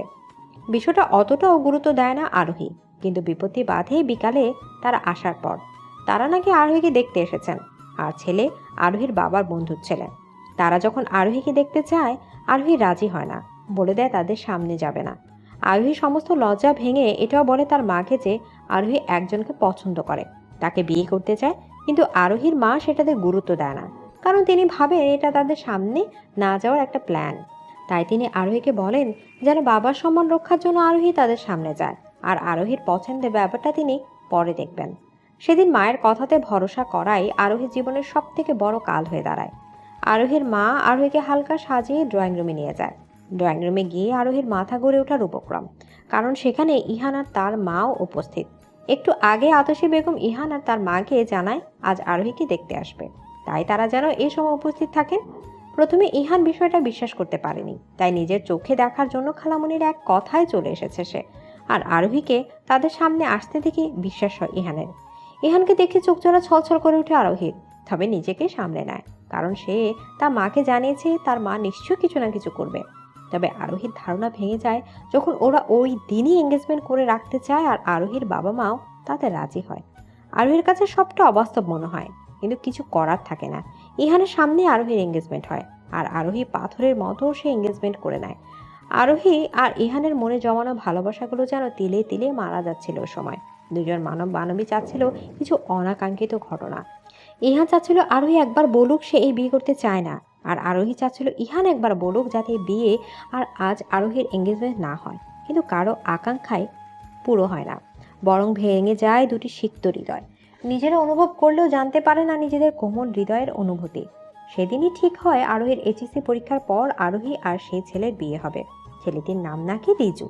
সেদিন আরোহীকে আংটি পরে ছেলেটি কাজের বাহানা দিয়ে বেরিয়ে যায়, আর সে চলে যাওয়ার পর দুই পরিবার মিলে সিদ্ধান্ত নেয়। সেদিনের পর থেকে কেটে যায় 1 সপ্তাহ। আরোহী ইহান কেউ কারোর সাথে যোগাযোগ করে না, এমনকি দেখাও হয়নি দুজনের। আতসী বেগম আরোহীকে জানায় আরশী বেগম নাকি তাকে ডেকেছেন, সাথে আরোহীকেও, কোনো বিশেষ কাজে। তবে আরোহীর যেতে ইচ্ছা করে না, শরীর খারাপের অজুহাতে বাড়িতে থেকে যায় আরোহী। তবে রাতে যে এত ভয়াবহ একটা খবর পাবে সেটা আরোহী কল্পনার বাইরে ছিল। আরোহী কিছুতেই কথাটি বিশ্বাস করতে পারছিল না, তাই ছুটে গিয়েছিল ইহানদের বাড়ি। আর গিয়ে দেখলো ড্রয়িং রুমে লাল বেনারসি পরে বসে আছে এক রমণী, আর এই রমণী আর কেউ না, ইহানের বউ। নিজের চোখে বিশ্বাস করতে পারছিল না আরোহী, কিন্তু বিশ্বাস না করে তো উপায় নেই, কারণ সবটা তো সত্যি। তখনই আরশী বেগম এসে আরোহীকে বলে, ভাবি পছন্দ হয়েছে তো মা?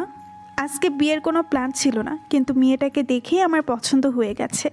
আর মায়া মানে তোর ভাবির ভাই বিদেশে চলে যাবে, তাই আজকের মায়ার বাবা বিয়ের প্রস্তাব দেয়। ইহানও অমত করলো না, তাই হুট করে এই বিয়েটা দিয়ে দিলাম। আমি জানি তুই রাগ করেছিস ইহানের বিয়েতে থাকতে পারলি না বলে, কিন্তু এভাবে যে বিয়েটা হয়ে যাবে সেটা আমরা নিজেও জানতাম না রে মা। কি যে বলো না খালামণি, আমি একটুও রাগ করিনি। এত সুন্দর ভাবে দেখলে কেউ কি রাগ করতে পারে বলো? নিজের কান্নাটা নিজের মধ্যে চেপে হাসি মুখে বলে ওঠে আরোহী।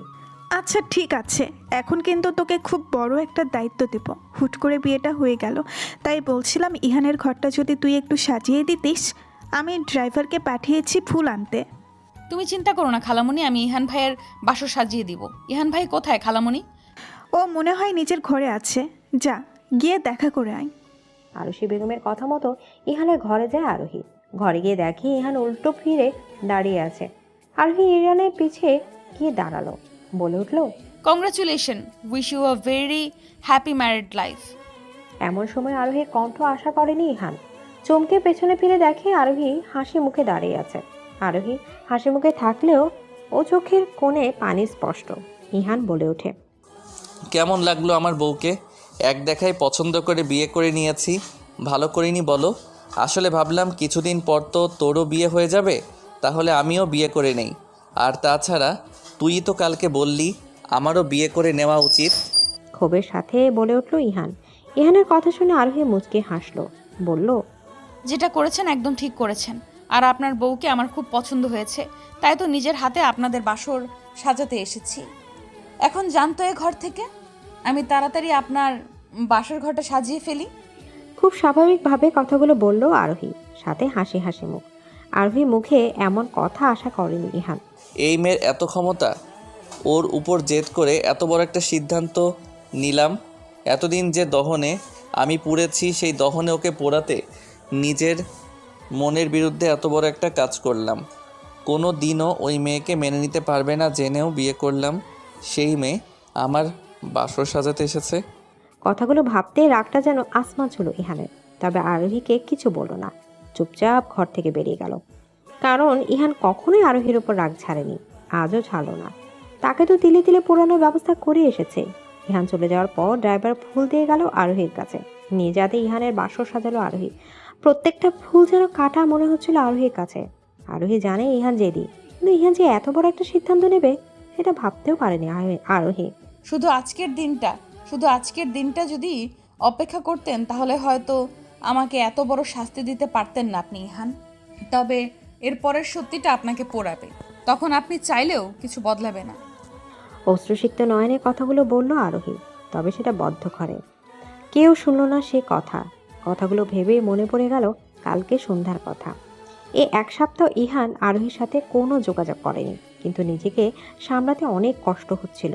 তাই গতকাল রাতে ইহান আরোহীকে আরোহীদের বাড়ির নিচে ডাকে। আরোহী গেলে ইহান সরাসরি আরোহীকে প্রশ্ন করে, তুমি এই বিয়েটা করতে চাও আরোহী? তুমি খুশি হবে এই বিয়ে করলে? কেন হবে না ভাইয়া, আমি খুব খুশি। হাসি হাসি মুখ বলে উঠল আরোহী, আর মনে মনে বলে উঠল, কালকেই ওই রিজু আপরটাকে বিয়ে করিয়ে দিচ্ছি, তখন আপনার রিয়াকশনটা দেখতে চাই। তাই এখন আপনাকে কিছু বলবো না, আমি সারপ্রাইজের জন্য রেডি থাকুন। তুমি ভেবে চিনতে বলছো তো আরোহী? হ্যাঁ, সব ভেবেই বলছি। আর আপনিও এবার একটা বিয়ে করে ফেলুন ইহান ভাইয়া। রসিকতার স্বরে বলে উঠল আরোহী। আরোহীর এই কথায় ইহানের জেদ উঠে যায়। কি বলছিস আতসী? এত কিছু হয়ে গেল আর তুই আমাদের কিছুই জানালি না বোন? কি আর বলবো আপা, ছেলেটা যে এমন করবে আমরা কিভাবে জানবো? সেদিন কি ভদ্রলোকের মতো আরোহীকে আংটি পরালো, আর শুনলাম সকালে নাকি নিজের প্রেমিকাকে বিয়ে করে বাড়িতে এনেছে ওই ছেলে। তার নাকি মতের বিরুদ্ধে এঙ্গেজমেন্ট হয়েছিল।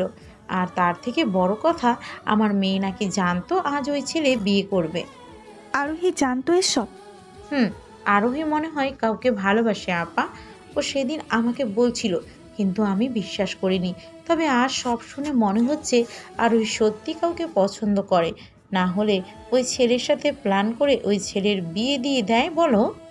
আজ বিকেলে এই নিয়ে আমি ওর সাথে কথা বলবো ভেবেছিলাম, কিন্তু ইহানের বিয়ের জন্য বলা হয়ে উঠল না। বাড়িতে গিয়ে ওর সাথে কথা বলবো ভাবছি।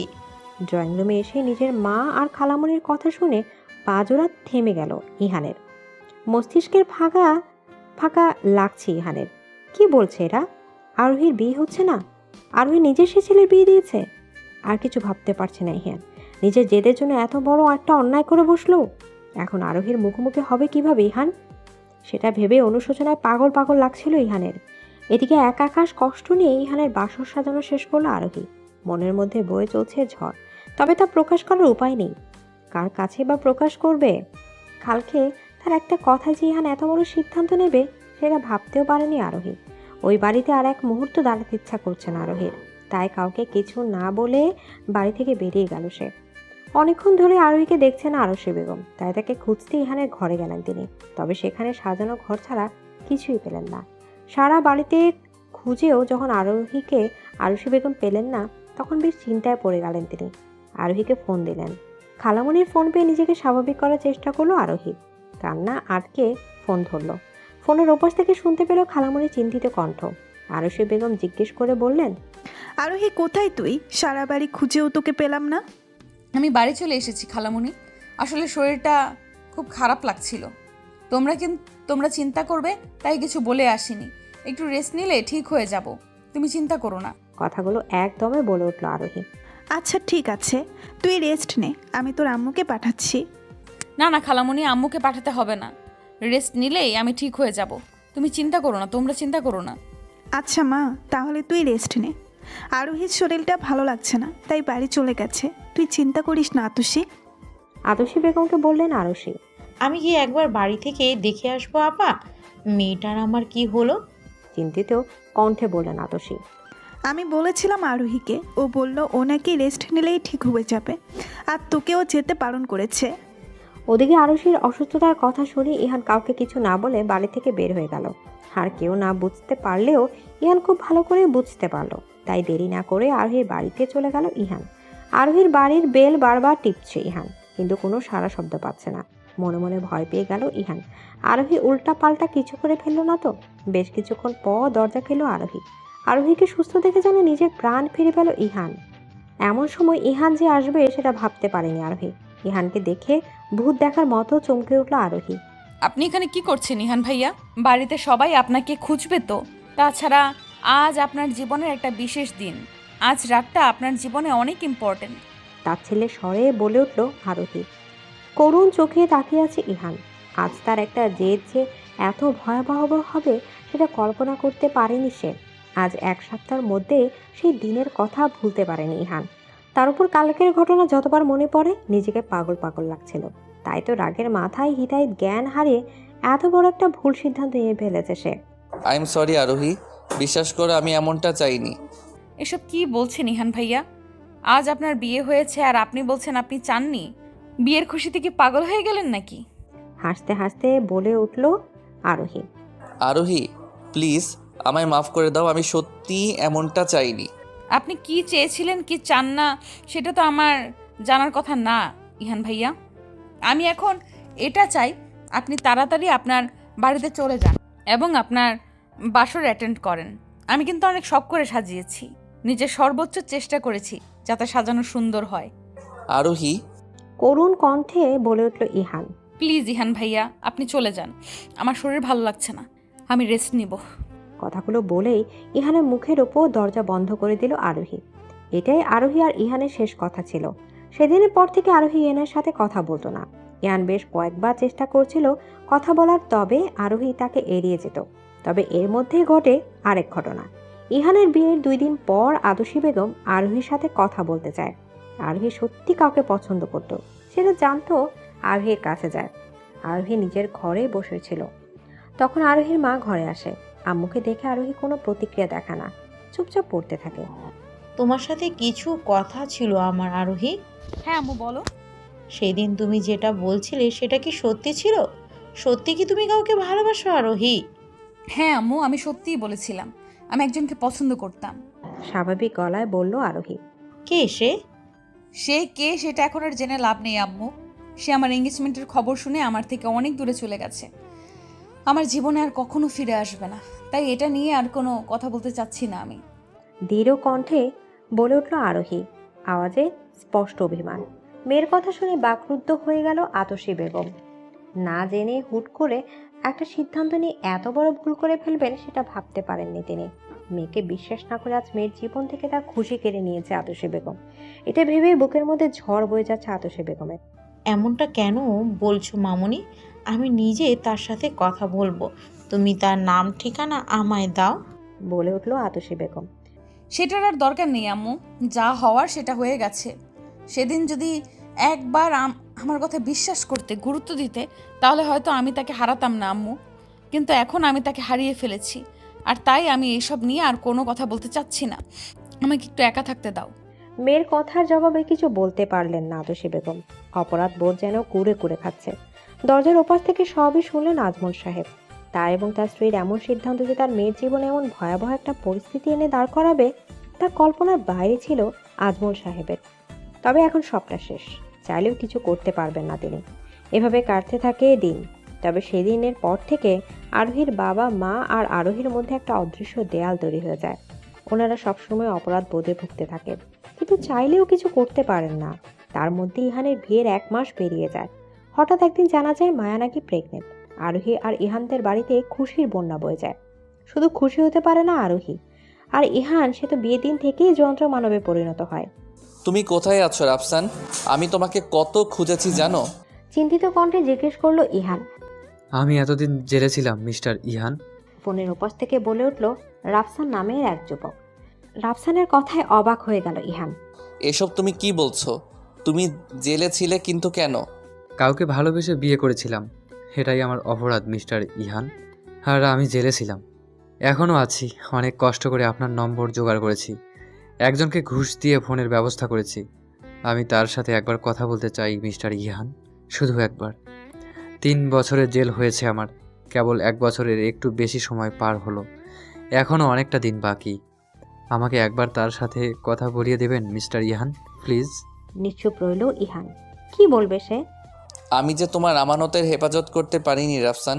আমি তো তাকে সারা জীবনের মতো হারিয়ে ফেলেছি, কিন্তু সে কথা তোমাকে কি করে বলবো আমি? কথাগুলো মনে মনে ভাবল ইহান। আমি তোমার সাথে দেখা করতে চাই রাফসান। তোমাকে অনেক কিছু বলার আছে, এখন কিছু বলবো না। শুধু একটা কথা জেনে রাখো, আল্লাহ কারো কাছ থেকে কিছু কেড়ে নিলে তাকে আবার কিছু না কিছু দেয়। তোমার ক্ষেত্রেও একই ঘটনা ঘটেছে। নিশ্চুপ রইল রাফসান। ইহান কি বলতে চাইলেও ঠিক বুঝতে পারল না রাফসান, কিন্তু সে কোন জেলে আছে সেটা জানালো ইহানকে। ফোন কেটেই একটা দীর্ঘশ্বাস ফেলল ইহান। সন্ধ্যার পর বাড়ি ফিরল ইহান। অন্যদিনের মতো আজও লতা বেগম দরজা খুলে দিলেন। ইহান চুপচাপ নিজের ঘরে গেল। সে জানতো আরোহী ঘরে থাকবে না, হলো তাই। ফ্রেশ হয়ে বের হয়ে ড্রয়িং রুমে গেল ইহান। বাড়িটা বড্ড নিশ্চুপ লাগছে। লতা বেগমকে পানি দিতে বলল সে। লতা বেগম পানি নিয়ে আসলে তাকে জিজ্ঞেস করলো, বাড়িতে কেউ নেই ফুপু? না ইহান বাবা, সবাই ও বাড়িতে গেছে, মানে আরোহী বৌমাদের বাড়ি। তুমি ফিরলে তোমাকেও যেতে বলেছে। কেন ফুপু, কোনো সমস্যা হয়নি তো? আরে না না, কোনো সমস্যা হয়নি। আসলে তোমার খালামণি, মানে তোমার শাশুড়ি, আজ সকালে রাতের খাবারের জন্য দাওয়াত দিয়েছে, তাই তুমিও চলে যাও। আমি এতক্ষণ তোমার জন্য অপেক্ষা করছিলাম। আমি এবার বাড়িতে ফিরবো ইহান বাবা। আচ্ছা ফুপু, তুমি যাও, আমি একটু পরে যাব। আর কথা না বাড়িয়ে চলে গেল লতা বেগম। আর লতা বেগম চলে যাওয়ার একটু পর ইহান রেডি হয়ে বেরিয়ে পড়ল আরোহীদের বাড়ির উদ্দেশ্যে। ইহানকে পেয়ে যেন আকাশের চাঁদ পেয়েছেন আতসী বেগম। বোনের ছেলে হিসেবে যখন ইহান আসতো তখনও কোনো যত্নের ত্রুটি করতেন না আতসী বেগম। আর আজ তো ইহান তার জামাই, কোনো রকম যত্নের অভাব রাখছেন না তিনি। আরোহী দূর থেকে দাঁড়িয়ে দাঁড়িয়ে দেখছে তার মায়ের কাজ, আর তার ছেলে হাসছে। ইহান যাওয়ার পরপরই রাতের খাবারের ব্যবস্থা করেন আতসী বেগম। কিন্তু বিপত্তি বাধে খাওয়া শেষে বাড়ি ফেরার সময় আতসী বেগম আর আজমল সাহেব কিছুতেই কাউকে বাড়ি পেতে দেবেন না। তাদের অনুরোধ আজ রাতে সবাইকে একসাথে বাড়িতে থাকতে হবে, তবে ইহানের বাবা মা থাকতে চাচ্ছিলেন না। অবশেষে সিদ্ধান্ত হলো আরোহী, আয়ান আর ইহান আজ আতসী বেগমদের বাড়িতে থাকবেন, আর এই ইহানের বাবা মা বাড়িতে ফিরে যাবেন। নিজের ঘরে বসে আছে আরোহী। আয়ান ঘুমাচ্ছে, কিন্তু আরোহী গভীর চিন্তামগ্ন। আরোহীর ঘরে একটা সিঙ্গেল সোফা, আর সেখানে সারা রাত একটা মানুষ কিভাবে থাকবে সেটাই ভাবছে আরোহী। ইহানের সাথে বেড শেয়ার আরোহী কখনোই করবে না, কিন্তু থাকবে কোথায় সেটাই ভাবছে আরোহী। তখনই ঘরে ঢোকে ইহান। আরোহীকে চিন্তা করতে দেখে হালকা কাশে। ইহানের কাশির শব্দে ধ্যান ভাঙে আরোহী, তবে চমকে যায় ইহানের হাতে চাবি দেখে। এই চাবিটা আরোহীদের গেস্ট রুমে চাবি, কিন্তু ইহানের কাছে কেন ভাবতে লাগে আরোহী। ইহান আরোহীর দিকে কিছুক্ষণ দেখে বলে ওঠে, আমি রাতে গেস্ট রুমে ঘুমাবো, আসছি। আরোহী অবাক হয়ে তাকিয়ে আছে ইহানের দিকে। মনে মনে বলে ওঠে, এই লোকটা এত অদ্ভুত কেন? কেন সব সময় আমার সমস্যার কথা বুঝে যান আপনি? কিন্তু আফসোস, যখন আমার মনের কথা বোঝা খুব দরকার ছিল তখন আপনি বুঝলেন না ইহান। কথাগুলো বলে শুয়ে বলল আরোহী। ওই স্বার্থপর রাগে যেদি মানুষটার কথা আর ভাববে না আরোহী। গেস্ট রুমে এসে শুয়ে পড়ে ইহান। চাবি নিতে অনেক কাঠখড় পোহাতে হয়েছে ইহানকে। আতসী বেগমকে অনেক কষ্টে ম্যানেজ করেছে। বিছানায় শুয়ে শুয়ে ভাবতে লাগলো ইহান, কাল রাফসানকে কি বলবে, কি করে রাফসানকে জানাবে মায়ার পৃথিবীতে নেই। আর যখন তার থেকেও বড় সত্যিটা রাফসান জানবে, তখন কি রিয়াকশন হবে রাফসানের। এসব ভাবছে ইহান। তখনই মনে পড়ে গেল সেদিনের কথা, যেদিন ইহানের বিয়ের দিন ছিল, যেদিন ইহানের বাসর রাত ছিল। অতীত। আরোহীর সাথে কথা বলে নিজেকে কেমন পাগল পাগল লাগছিল ইহানের। ওইদিকে আরশী বেগম বারবার ফোন দিচ্ছিলেন ইহানকে বাড়ি ফেরার জন্য। অবশেষে ইহান সিদ্ধান্ত নিল বাড়ি ফিরে মায়া বলে মেয়েটার সাথে কথা বলবে। তাকে কখনো মেনে নিতে পারবে না, এটাও জানিয়ে দেবে। এটা হয়তো মায়ার সাথে অন্যায় করা হবে, তবে তার থেকে বেশি অন্যায় করা মায়াকে ধোঁয়াশার মধ্যে রাখলে হবে। 12টার পর নিজের ঘরে ঢুকলো ইহান। মনের মধ্যে ঝড় বয়ে যাচ্ছে, কি হবে সেটা ভাবতে ভয় করছে। কিন্তু ঘরে ঢুকে ইহান অবাক হয়ে গেল। মায়া খাটে বসে কাঁদছে। ইহানকে দেখে দৌড়ে গেল মায়া, ইহানের পা জড়িয়ে কাঁদতে লাগলো। মায়ের এমন কাণ্ডে হতভম্ব হয়ে গেল ইহান। কি করবে, কি বলবে বুঝে উঠতে পারল না। কোনো রকম মায়াকে তুলে দাঁড় করায় ইহান। কিছু বলার আগেই মায়া বলে ওঠে, আমাকে দয়া করুন, আমাকে ছুবেন না, আমি আপনার বউ নই। মায়ের এমন কথায় ভ্রু কুঁচকে গেল ইহানের। মায়াকে শান্ত করে বসালো, তারপর বলল, আপনি চিন্তা করবেন না, আমি আপনাকে স্পর্শ করব না। তার আগে এটা বলুন তো, আপনি কেন বললেন আপনি আমার বউ নন? মায়া চোখ মুছে নিজেকে স্বাভাবিক করার চেষ্টা করলো, কিন্তু পারল না। কান্না ভেজা কণ্ঠে বলল, মাসখানেক আগে আমি আমার ভালোবাসার মানুষকে বিয়ে করেছি, বাড়ি থেকে পালিয়ে গিয়ে। আমার বাবা আর ভাই আমাকে খুঁজে বের করে 4 দিন আগে আমাকে জোর করে নিয়ে আসে বাড়িতে। আজকে আপনাকে বাধ্য করে বিয়ে করতে, কিন্তু আমাদের বিয়েটা বৈধ না। আমার আর রাফসানের ছাড়াছাড়ি হয়নি, তাহলে কি করে আমি আপনার বউ হই বলুন? আমি এই বিয়েটা করতে চাইনি, কিন্তু আমার ভাই রাফসানকে মেরে ফেলতো যদি আমি রাজি না হতাম। আমাকে এমনটাই বলেছে। আপনি দয়া করে আমার সাথে খারাপ কিছু করবেন না, আমাকে রাফসানের কাছে যেতে দিন। বলে আবার কান্না করতে লাগলো মায়া।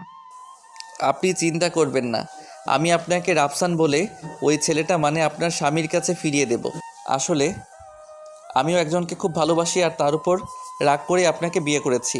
এতক্ষণ খুব অপরাধবোধে ভুগছিলাম যে আপনাকে বিয়ে করে আপনাকে ঠকালাম না তো, কিন্তু এখন আপনার কথা শুনে আমি নিজেও স্বস্তি পাচ্ছি। আচ্ছা, আপনার স্বামীর নম্বর জানেন আপনি? কথা বলবেন তার সাথে? মায়ার চোখ জলজল করে উঠল। মাথা নাড়িয়ে সায় জানালো ইহানের কথায়। মায়ার কাছ থেকে নম্বর নিয়ে রাফসানকে ফোন করলো ইহান। মায়া আর ইহান রাফসানকে সবটা বুঝিয়ে বলল। ইহান আসতে বলল রাফসানকে। রাফসান এলে মায়াকে রাফসানের হাতে তুলে দেবে, এমনটা ওয়াদা করলো ইহান। আর ভাবলো মায়া রাফসানকে বিষয়টা সমাধান করে আরোহীর কাছে ক্ষমা চাইবে ইহান। কিন্তু রাফসান পরের দিন এলো না। সারাদিন মায়া আর ইহান অপেক্ষায় ছিল। এই বুঝে রাফসান এলো, কিন্তু রাফসান আসেনি। মায়া আশায় ছিল রাফসান আসবে, কিন্তু সে আশা পূরণ হয়নি। 2 দিন কেটে গেল। ইহান সিদ্ধান্ত নিল মায়াকে নিয়ে অন্য কোথাও চলে যাবে, কারণ ধর্মীয় মতে মায়া ইহানের বিয়ে হয়নি। এক স্বামী থাকতে আরেকজনকে বিয়ে করা সম্ভব নয়, আর এভাবে অন্য একটা মেয়ের সাথে এক ঘরে থাকাও ইহানের পক্ষে সম্ভব নয়। তাই চাকরির বাহানা দিয়ে বাড়ি থেকে দূরে চলে গেল ইহান। সিদ্ধান্ত নিল রাফসান যেদিন ফিরবে সেদিনই মায়াকে তার হাতে তুলে দেবে, কারণ মায়ার বাবা আর ভাইয়ের কাছে ফিরে যাওয়া সম্ভব ছিল না। এর মধ্যেই ইহান অনেকবার আরোহীর সাথে কথা বলতে চেয়েছিল, কিন্তু পারেনি। আরোহী বলেনি। অনেকবার আরোহীদের বাড়িতে এসেছে ইহান, কিন্তু আরোহী ইহানের সামনে আসেনি। এভাবে কেটে যায় 1 মাস। মায়া নিজের মধ্যে কিছু পরিবর্তন লক্ষ্য করে, তাই ডাক্তারের কাছে যায়। আর সে গিয়ে জানতে পারে সে মা হতে চলেছে।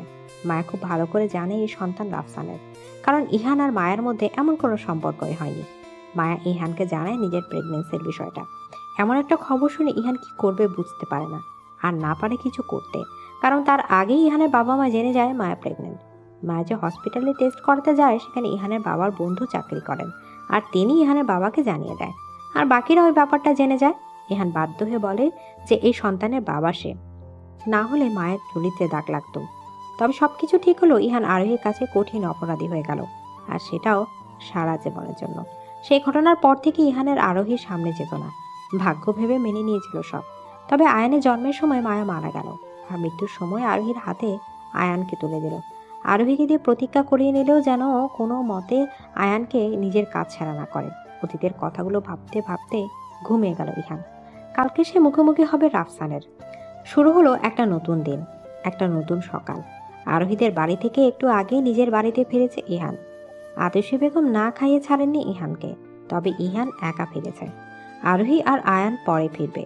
ইহানও কিছু বলতে পারেনি। কি বলবে? আরোহী তো কথাই বলে না ইহানের সাথে। একটা মানুষের সাথে থাকতে গেলে যতটুকু কথা না বলে নয়, ততটুকু কথা বলে আরোহী। ইহানও জোর করে কথা বলার চেষ্টা করে না। ভাবে আরোহী যদি এতেই খুশি থাকে থাকুক, মেয়েটাকে চোখের সামনেই দেখতে পায়, এটাই অনেক। আর অফিসে যাওয়ার আগে রাফসানের সাথে দেখা করবে। কিভাবে সবটা বলবে সেটা ভেবে অস্থির হয়ে যাচ্ছে ইহান। জেলের মধ্যে মুখোমুখি বসে ইহান আর রাফসান। রাফসানের চোখের কোণে পানি চিকচিক করছে। একটু আগে ইহানের কাছ থেকে সব সত্যি শুনেছে সে। তার মায়া আর এই পৃথিবীতে নেই। একথা শুনে রাফসানের মাথায় আকাশ ভেঙে পড়েছে। নিজেকে পৃথিবীর সব থেকে অসহায় মনে হচ্ছে রাফসানের। আছে এক সন্তানের বাবা, অথচ একটু আগে অবধি একথা জানতো না সে। নিজের সন্তানকে একবারের জন্য চোখেও দেখতে পেল না, আর পরিচয় তো অনেক দূর। সেদিন রাতে ইহান আর মায়ার সাথে কথা হয় রাফসানের। রাফসান পরের দিনই ইহানদের বাড়িতে যাওয়ার সিদ্ধান্ত নেয়, কিন্তু পরের দিন ভোরবেলায় মায়ার ভাই পুলিশ নিয়ে হাজির হয় রাফসানের বাড়ি। মিথ্যা কেস দিয়ে জেলে পাঠায়, আর সেটার মেয়াদ হয় 3 বছর। মায়ের ভাই মুহিবের থেকেও বেশি দিন রাফসানকে জেলে রাখার পরিকল্পনা করে, কিন্তু পারে না। মুহিব ভেবেছিল 3 বছর রাফসান জেলে থাকলে মায়া তাকে ভুলে যাবে, আর তাই এমনটা করে সে। বেশ কিছুক্ষণ নীরব থেকে ইহান বলে ওঠে, কালকে তোমার জামিন হয়ে যাবে রাফসান। আমি উকিলের সাথে কথা বলেছি। তোমার কোনো সমস্যা নেই তো? আপনি সত্যিই আমার জামিন করাবেন মিস্টার ইহান? অবাক হয়ে বলে ওঠে রাফসান। হুম, আমাকে একবার আমার ছেলেকে দেখাবেন মিস্টার ইহান? অবশ্যই। কালকেই তোমাকে নিয়ে যাব আয়ানের কাছে। ইহানের কথা শুনে আজ অনেকদিন পরে নিজেকে বোঝা মুক্ত মনে হচ্ছে ইহানের। রাফসানকে সবটা জানাতে পেরে শান্তি লাগছে। সন্ধ্যায় বাড়ি ফিরে আজ আগেই নিজের মায়ের ঘরে গেল ইহান। উদ্দেশ্য আগে আয়ানকে কোলে নিয়ে আদর করবে। ছেলেটা এতদিন পর নিজের আসল বাবাকে দেখতে পারবে ভাবতেই ইহানের ঠোঁটের কোণে হাসি ফুটে উঠল। তবে নিজের মায়ের ঘরে গিয়ে হতাশ হলো ইহান। অন্যদিন আরোহী আর আয়ান তার মায়ের ঘরে থাকলেও আজ নেই। তবে কি ইহানের ঘরে ওরা? আরোহী কি একটু একটু করে ঘরটাকে আপন করে নিচ্ছে? তবে কি একসময় ইহানও আপন করে নেবে? এরকম হাজার জল্পনা কল্পনা করে নিজের ঘরে গেল ইহান। তবে আবারও হতাশ হলো, আরোহী নেই। তবে কি বাড়ি থেকে ফেরেনি ওরা? চিন্তা করতে করতে ফ্রেশ হয়ে নিল ইহান। যদি ওরা না ফিরে থাকে তাহলে ওদেরকে আনতে যাওয়ার সিদ্ধান্ত নিয়ে নিল ইহান। ড্রয়িং রুমে বসে আছেন ইহানের মা। ইহানও পাশে বসে আছে। একটু আগে মায়ের কাছ থেকে শুনেছি ইহানের ধারণাই ঠিক, আরোহী আর আয়ান ফেরেনিও বাড়ি থেকে। ইহানের ইচ্ছা করছে এক ছুটে গিয়েই আরোহী আর আয়ানকে নিয়ে আসতে, কিন্তু মায়ের সামনে সেটা প্রকাশ করতে ইতস্তত করছে ইহান। আরশি বেগম অনেকক্ষণ ধরে দেখছেন ইহান ছটফট করছে কিছু একটা বলার জন্য, তবে বলতে পারছে না। ইহান কি বলতে চাইছে সেটাও ভালো করে বুঝতে পারছেন তিনি। মুখ টিপে হাসলেন। ছেলের এমন অদ্ভুত কাণ্ডে আবার মনে মনে খুশিও হলেন। তার ছেলে আর আরোহী যে স্বাভাবিক হচ্ছে। 4-5 জন স্বামী স্ত্রীর মতো একে অপরকে সব সময় পাশে রাখতে চাইছে। কিছু বললি ইহান? আরশি বেগম স্বাভাবিকভাবে জিজ্ঞেস করলো ইহানকে। মায়ের প্রশ্নে যেন আকাশের চাঁদ হাতে পেয়ে গেল ইহান। মুখ ফুটে যখনই বাড়িতে যেতে চাই বলতে যাবে, তখনই খেয়াল করলো তার মা মুখ টিপে হাসছেন। বিষয়টি বুঝতে সময় লাগলো না ইহানের। এখন যদি মায়ের সামনেও বাড়ি যাওয়ার কথা বলে, তাহলে সেটা ইহানের জন্য খুবই অপ্রস্তুত একটা বিষয় হবে। সবটা বুঝে ভদ্র ছেলের মতো বলল, না মা, কিছু না। কেন বলো তো? ছেলের কথা আর কিছু বললেন না আতসী বেগম। তার ছেলেকে যে এত সহজে অপ্রস্তুত করা যাবে না সেটা বুঝতে পারলেন, তাই নিজে থেকে বলে উঠলেন, ওরা তো ও বাড়িতে আছে, তোর খালামণি আসতে দেয়নি। তুই এক কাজ কর, ওদেরকে গিয়ে নিয়ে আয়। মায়ের কথার যেন গায়ে মাখলো না ইহান। গা ছাড়া ভাব দিয়ে বলল, একটু পরে গিয়ে নিয়ে আসবো, ঠিক আছে? আরশি বেগম আর কথা বাড়ালেন না, টিভির দিকে মনোযোগ দিলেন। আরোহীদের বাড়িতে এসেছে ইহান। আতসী বেগম আজও আপ্যায়নের কোনো ত্রুটি রাখলেন না। রাতের খাবার খেয়েও বাড়িতে থেকে বের হলো আরোহী, আয়ান আর ইহান। কিন্তু মাঝপথে দেখা মিলল সেই ছেলের যে সকল এর সামনে আরোহীকে অপমান করেছিল, এমনকি আরোহীকে পতিতাদের সাথে তুলনা করেছিল। তবে আজ আরোহীকে দেখে ছেলেটি দৃষ্টি নামিয়ে রাখল। বারবার ঢোক গিলছে সে, কেমন যেন ভয়ে জড়সড় হয়ে দাঁড়িয়ে আছে। আরোহী একটু অবাক হলো, কিন্তু কিছু বলল না। চুপচাপ ইহানের সাথে বাড়ি ফিরে গেল। রোজকার মতো আজও ইহানের সাথে কোনো কথা বলল না আরোহী। চুপচাপ ঘরে এসে শুয়ে পড়ল। ইহানও সোফায় শুয়ে পড়লো কোনো কথা না বলে। তবে একটু বাদে ইহান ঘর থেকে বের হয়ে গেল। এটা খেয়াল করলো আরোহী। টি টেবিলের উপর তাকিয়ে দেখলো ঘরে পানি আছে।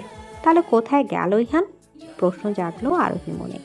আহান ঘুমাচ্ছে, তাই আস্তে করে ঘর থেকে বেরিয়ে এলো আরোহী। তবে মেন দরজা খোলা দেখে আরো বেশি অবাক হয়ে গেল। ধীরে ধীরে বেরিয়ে এলো আরোহী। বাড়ি থেকে কিছু দূরে ইহান দাঁড়িয়ে আছে, তবে তার পায়ের কাছে কেউ একজন। কিছু এগিয়ে গেল আরোহী, আড়ালে দাঁড়িয়ে বোঝার চেষ্টা করছে কি হচ্ছে এখানে। তবে ইহানের পায়ের কাছে ওই ছেলেটাকে দেখে অবাক হলো। এই তো সেই ছেলেটা যে আরোহীকে অপমান করেছিল। ভালো করে শুনতে চাইলো আরোহী। এই ছেলেটির সাথে ইহান কি কথা বলছে শুনতে পেল। ভাই, বিশ্বাস করেন আমি আজ ভাবির দিকে বাজে নজরে দেখিনি। সেদিন আপনি যে মার মেরেছেন, আমার পুরো 27,000 টাকা ডক্টরে খরচ চলে গেছে। শুধু ভাবি কেন, আমি এখন কোনো মেয়ের দিকেই তাকাই না। বিশ্বাস করেন, আমাকে ছেড়ে দিন ভাই। এবার থেকে কখনো ভাবিকে দেখলে সাথে সাথে চোখ বুজে নেব আমি, কিন্তু আমাকে আর মারবেন না। কাঁদো কাঁদো স্বরে বলে উঠল ছেলেটি। আমি জানি আজ তুই আরোহীর দিকে খারাপ নজরে দেখিসনি, কিন্তু তোকে আমি ঠিক বিশ্বাস করি না রে রাজ। তাই তুই কালকে সকালেই এই শহর ছেড়ে চলে যাবি, না হলে কি হবে সেটা তো তুই জানিসই। বাঁকা হেসে বলল ইহান।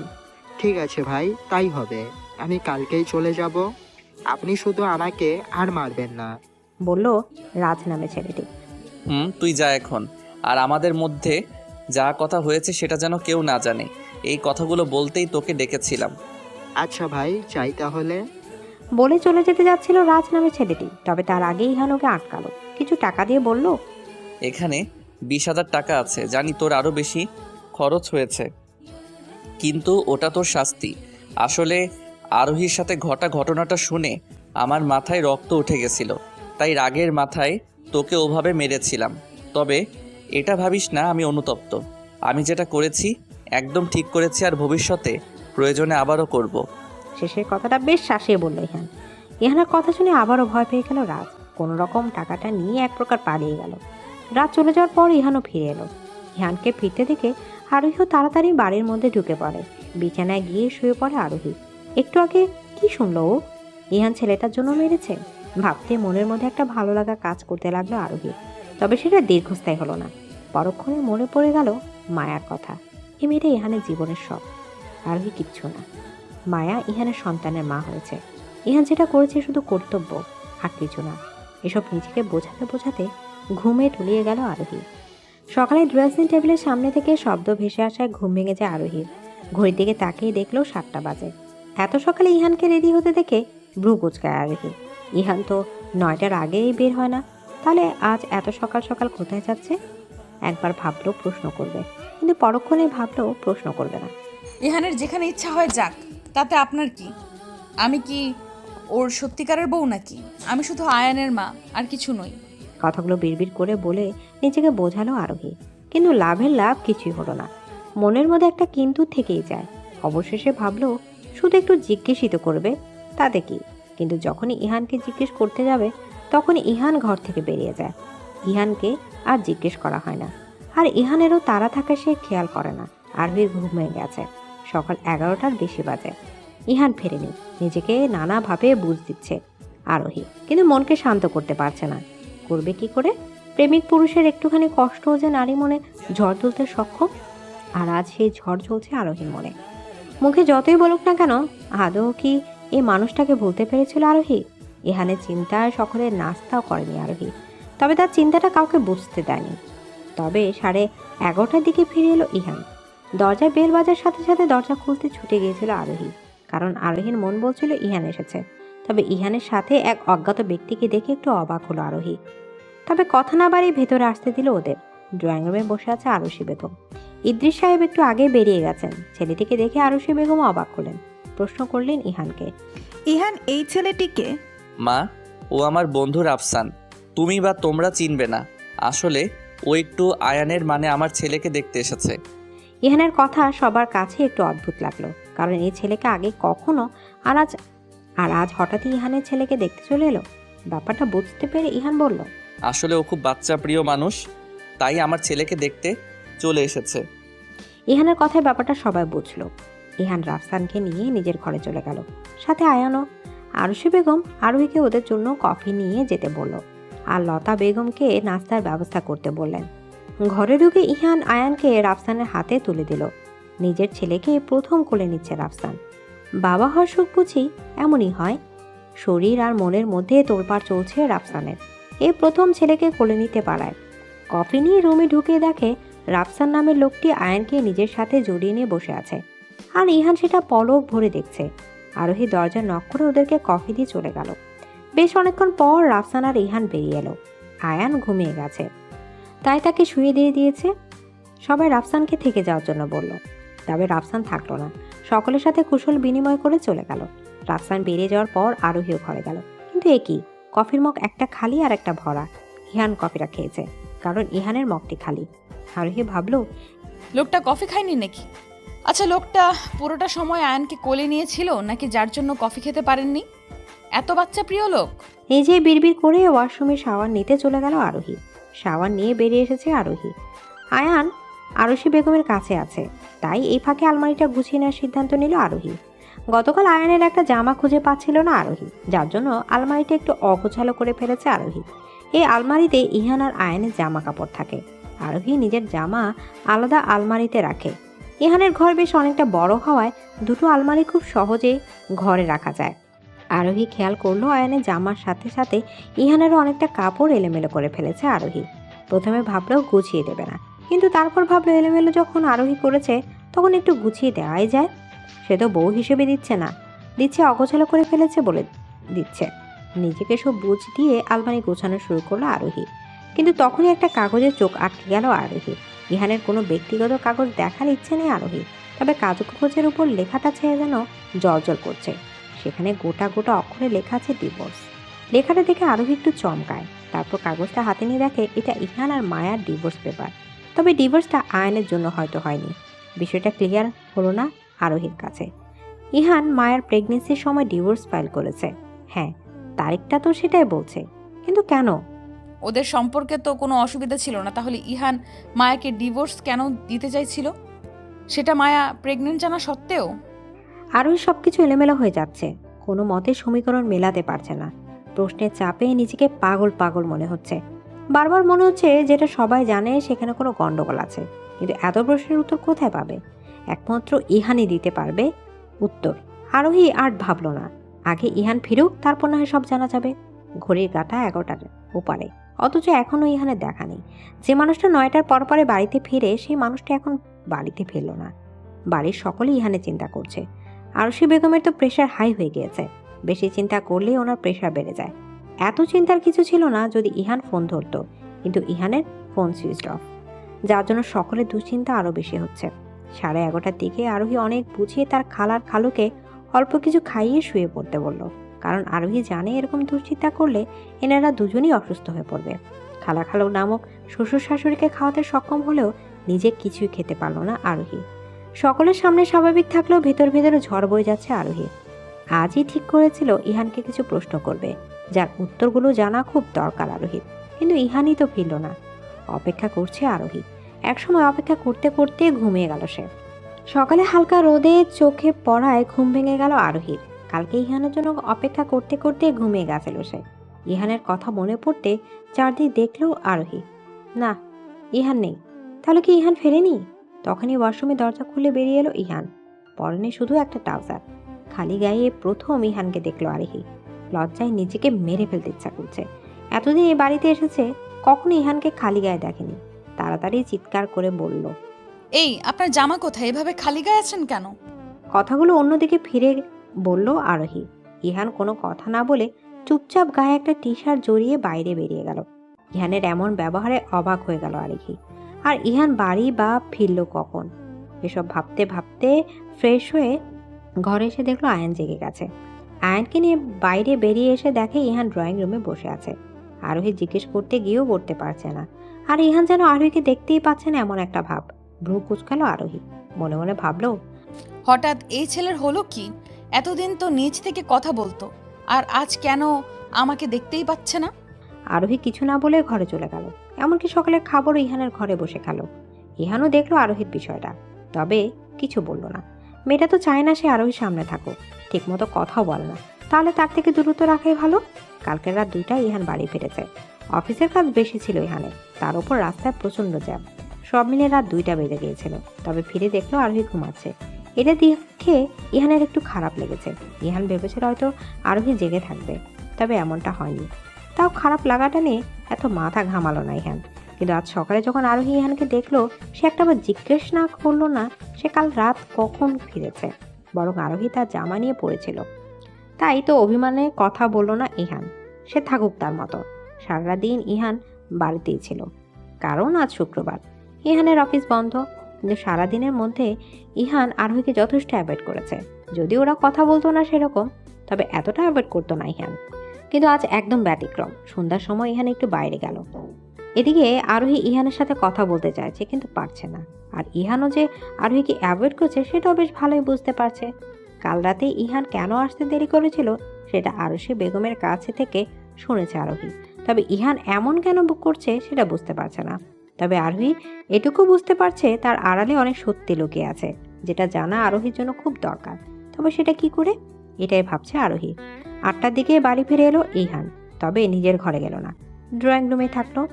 আরোহীর সুযোগ খুঁজছে ইহানের সাথে কথা বলার, কিন্তু ইহান সে সুযোগ দিচ্ছে না। রাগটা আস্তে আস্তে বাড়ছে আরোহীর, কিন্তু প্রকাশ করছে না। রাতে সকালে একসাথে খেতে বসলো। আয়ান লতা বেগমের কাছে থাকায় আরোহীও খেতে বসে গেল। তখনই ইহানের ফোনে একটা মেসেজ আসলো। কেউ ঠিক করে খেয়াল না করলেও আরোহী খেয়াল করলো সেটা। ইহান তাড়াতাড়ি করে খাবারটা খেয়ে নিল। লতা বেগমের কাছ থেকে আয়ানকে নিয়ে ঘরে চলে গেল ঘুমানোর উদ্দেশ্যে। সকলের কাছে বিষয়টা স্বাভাবিকভাবে উপস্থাপন করলো ইহান। কিন্তু আরোহীর মনে কেন জানে ইহানের এই ব্যবহারটা সন্দেহজনক মনে হলো।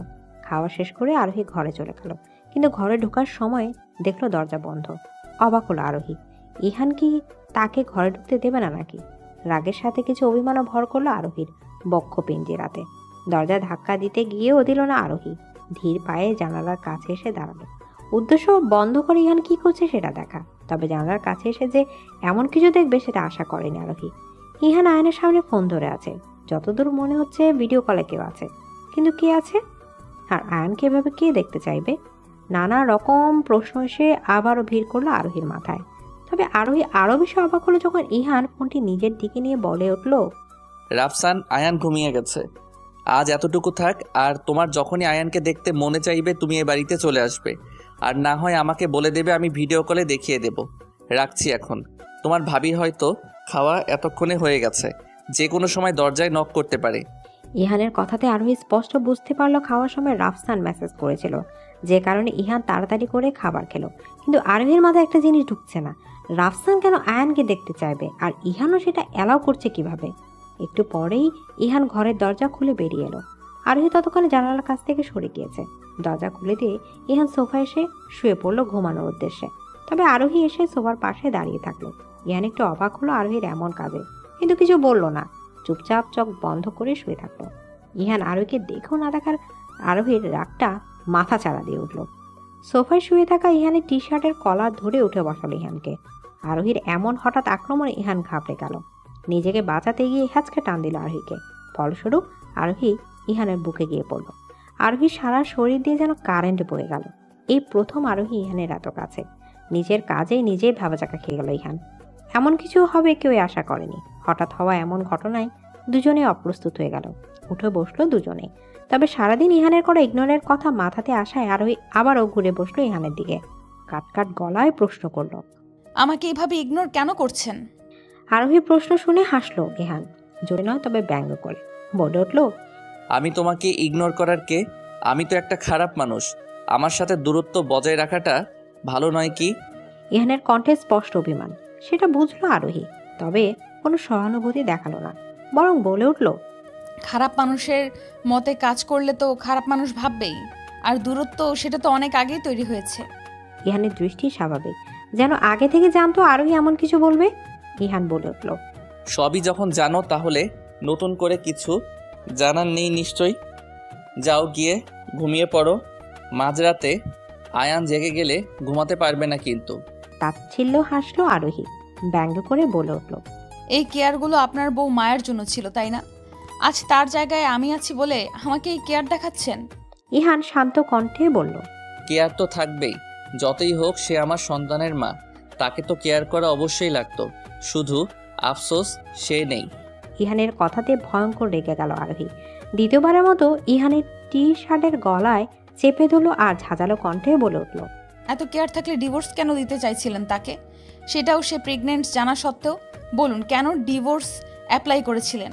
আরোহীর কাছ থেকে এমন প্রশ্ন আশা করেনি ইহান। হতভম্ব হয়ে গেল ইহান। কি উত্তর দেবে এখন ইহান? সত্যিটা বলে দেবে, কিন্তু সেটা কি বিশ্বাস করবে আরোহী? বদলাবে কি নিজের দৃষ্টিভঙ্গি ইহানের প্রতি? তখনই চলবে। সত্যিটা কি বলে দেবে, কিন্তু সেটা কি বিশ্বাস করবে আরোহী? বদলাবে কি নিজের দৃষ্টিভঙ্গি ইহানের প্রতি? তখনই আরোহী দ্বিতীয়বারের মতো ইহানকে ধাক্কা দিল। রাগী চোখে জানতে চাইল সব। দীর্ঘশ্বাস ফেলল ইহান। আরোহীর হাতটা ছাড়িয়ে নিয়ে বলে উঠল, অনেক রাত হয়েছে, কালকে অফিস আছে আমার, আমি ঘুমাবো, তুমিও গিয়ে ঘুমিয়ে পড়ো। ইহানের এমন দায়সারা কথা শুনে অনেক বেশি অবাক হয়ে গেল আরোহী, তবে কিছু বলল না। মনে মনে কিছু একটা ভেবে গিয়ে শুয়ে পড়লো আয়নের পাশে। ইহানও সোফায় শুয়ে পড়ল আর মনে মনে ভাবলো, তোমায় সত্যিটা আমি বলতে চাই আরোহী, কিন্তু তুমি কি সেটা বিশ্বাস করবে? যদি দ্বিতীয়বারের মতো ভুল বোঝো আমি সেটা মানতে পারবো না। আমি জানি আমি তোমার কাছে খারাপ, আজ কোনো দোষ না করেও আমি দোষী। হ্যাঁ, সেদিন রাগের মাথায় একটা ভুল সিদ্ধান্ত নিয়েছিলাম, কিন্তু নিজের ভুল বুঝতে পেরে আমি সেটা শুধরানোর চেষ্টা করেছিলাম। আয়ানের জন্য আমাদের ডিভোর্সটা আটকে ছিল। আমরা দুজনেই সিদ্ধান্ত নিয়েছিলাম আয়ানের জন্মের পর ডিভোর্স নিয়ে নেব, কারণ অন্য কাউকে তোমার জায়গায় বসানো সম্ভব ছিল না আমার পক্ষে। তাই তো ডিভোর্স ফাইল করেছিলাম, কিন্তু ভাগ্য সেটা চাইলো না। কথাগুলো ভাবতে ভাবতে ঘুমিয়ে গেল ইহান। আর এদিকে আরোহী মনে মনে ভেবে নিচ্ছে কালকে কি কি কাজ করবে, কি কি করে নিজের পরিকল্পনা সফল করবে। অন্যদিনের মতো আজও আরোহী ইহানের সাথে কথা বলল না, আর না ইহান চেষ্টা করলো আরোহীর সাথে কথা বলার। ব্রেকফাস্ট করে এসে ইহান দেখলো আরোহী তড়িঘড়ি করে কিছু একটা লুকিয়ে ফেললো। ভ্রু কুঁচকাল ইহান, তবে কিছু বলল না। রেডি হতে ওয়াশরুমে ঢুকে পড়লো। ইহানকে ওয়াশরুমে ঢুকতে দেখে বাঁকা হাসলো আরোহী। সে সাথে স্বস্তির নিঃশ্বাস ফেললো।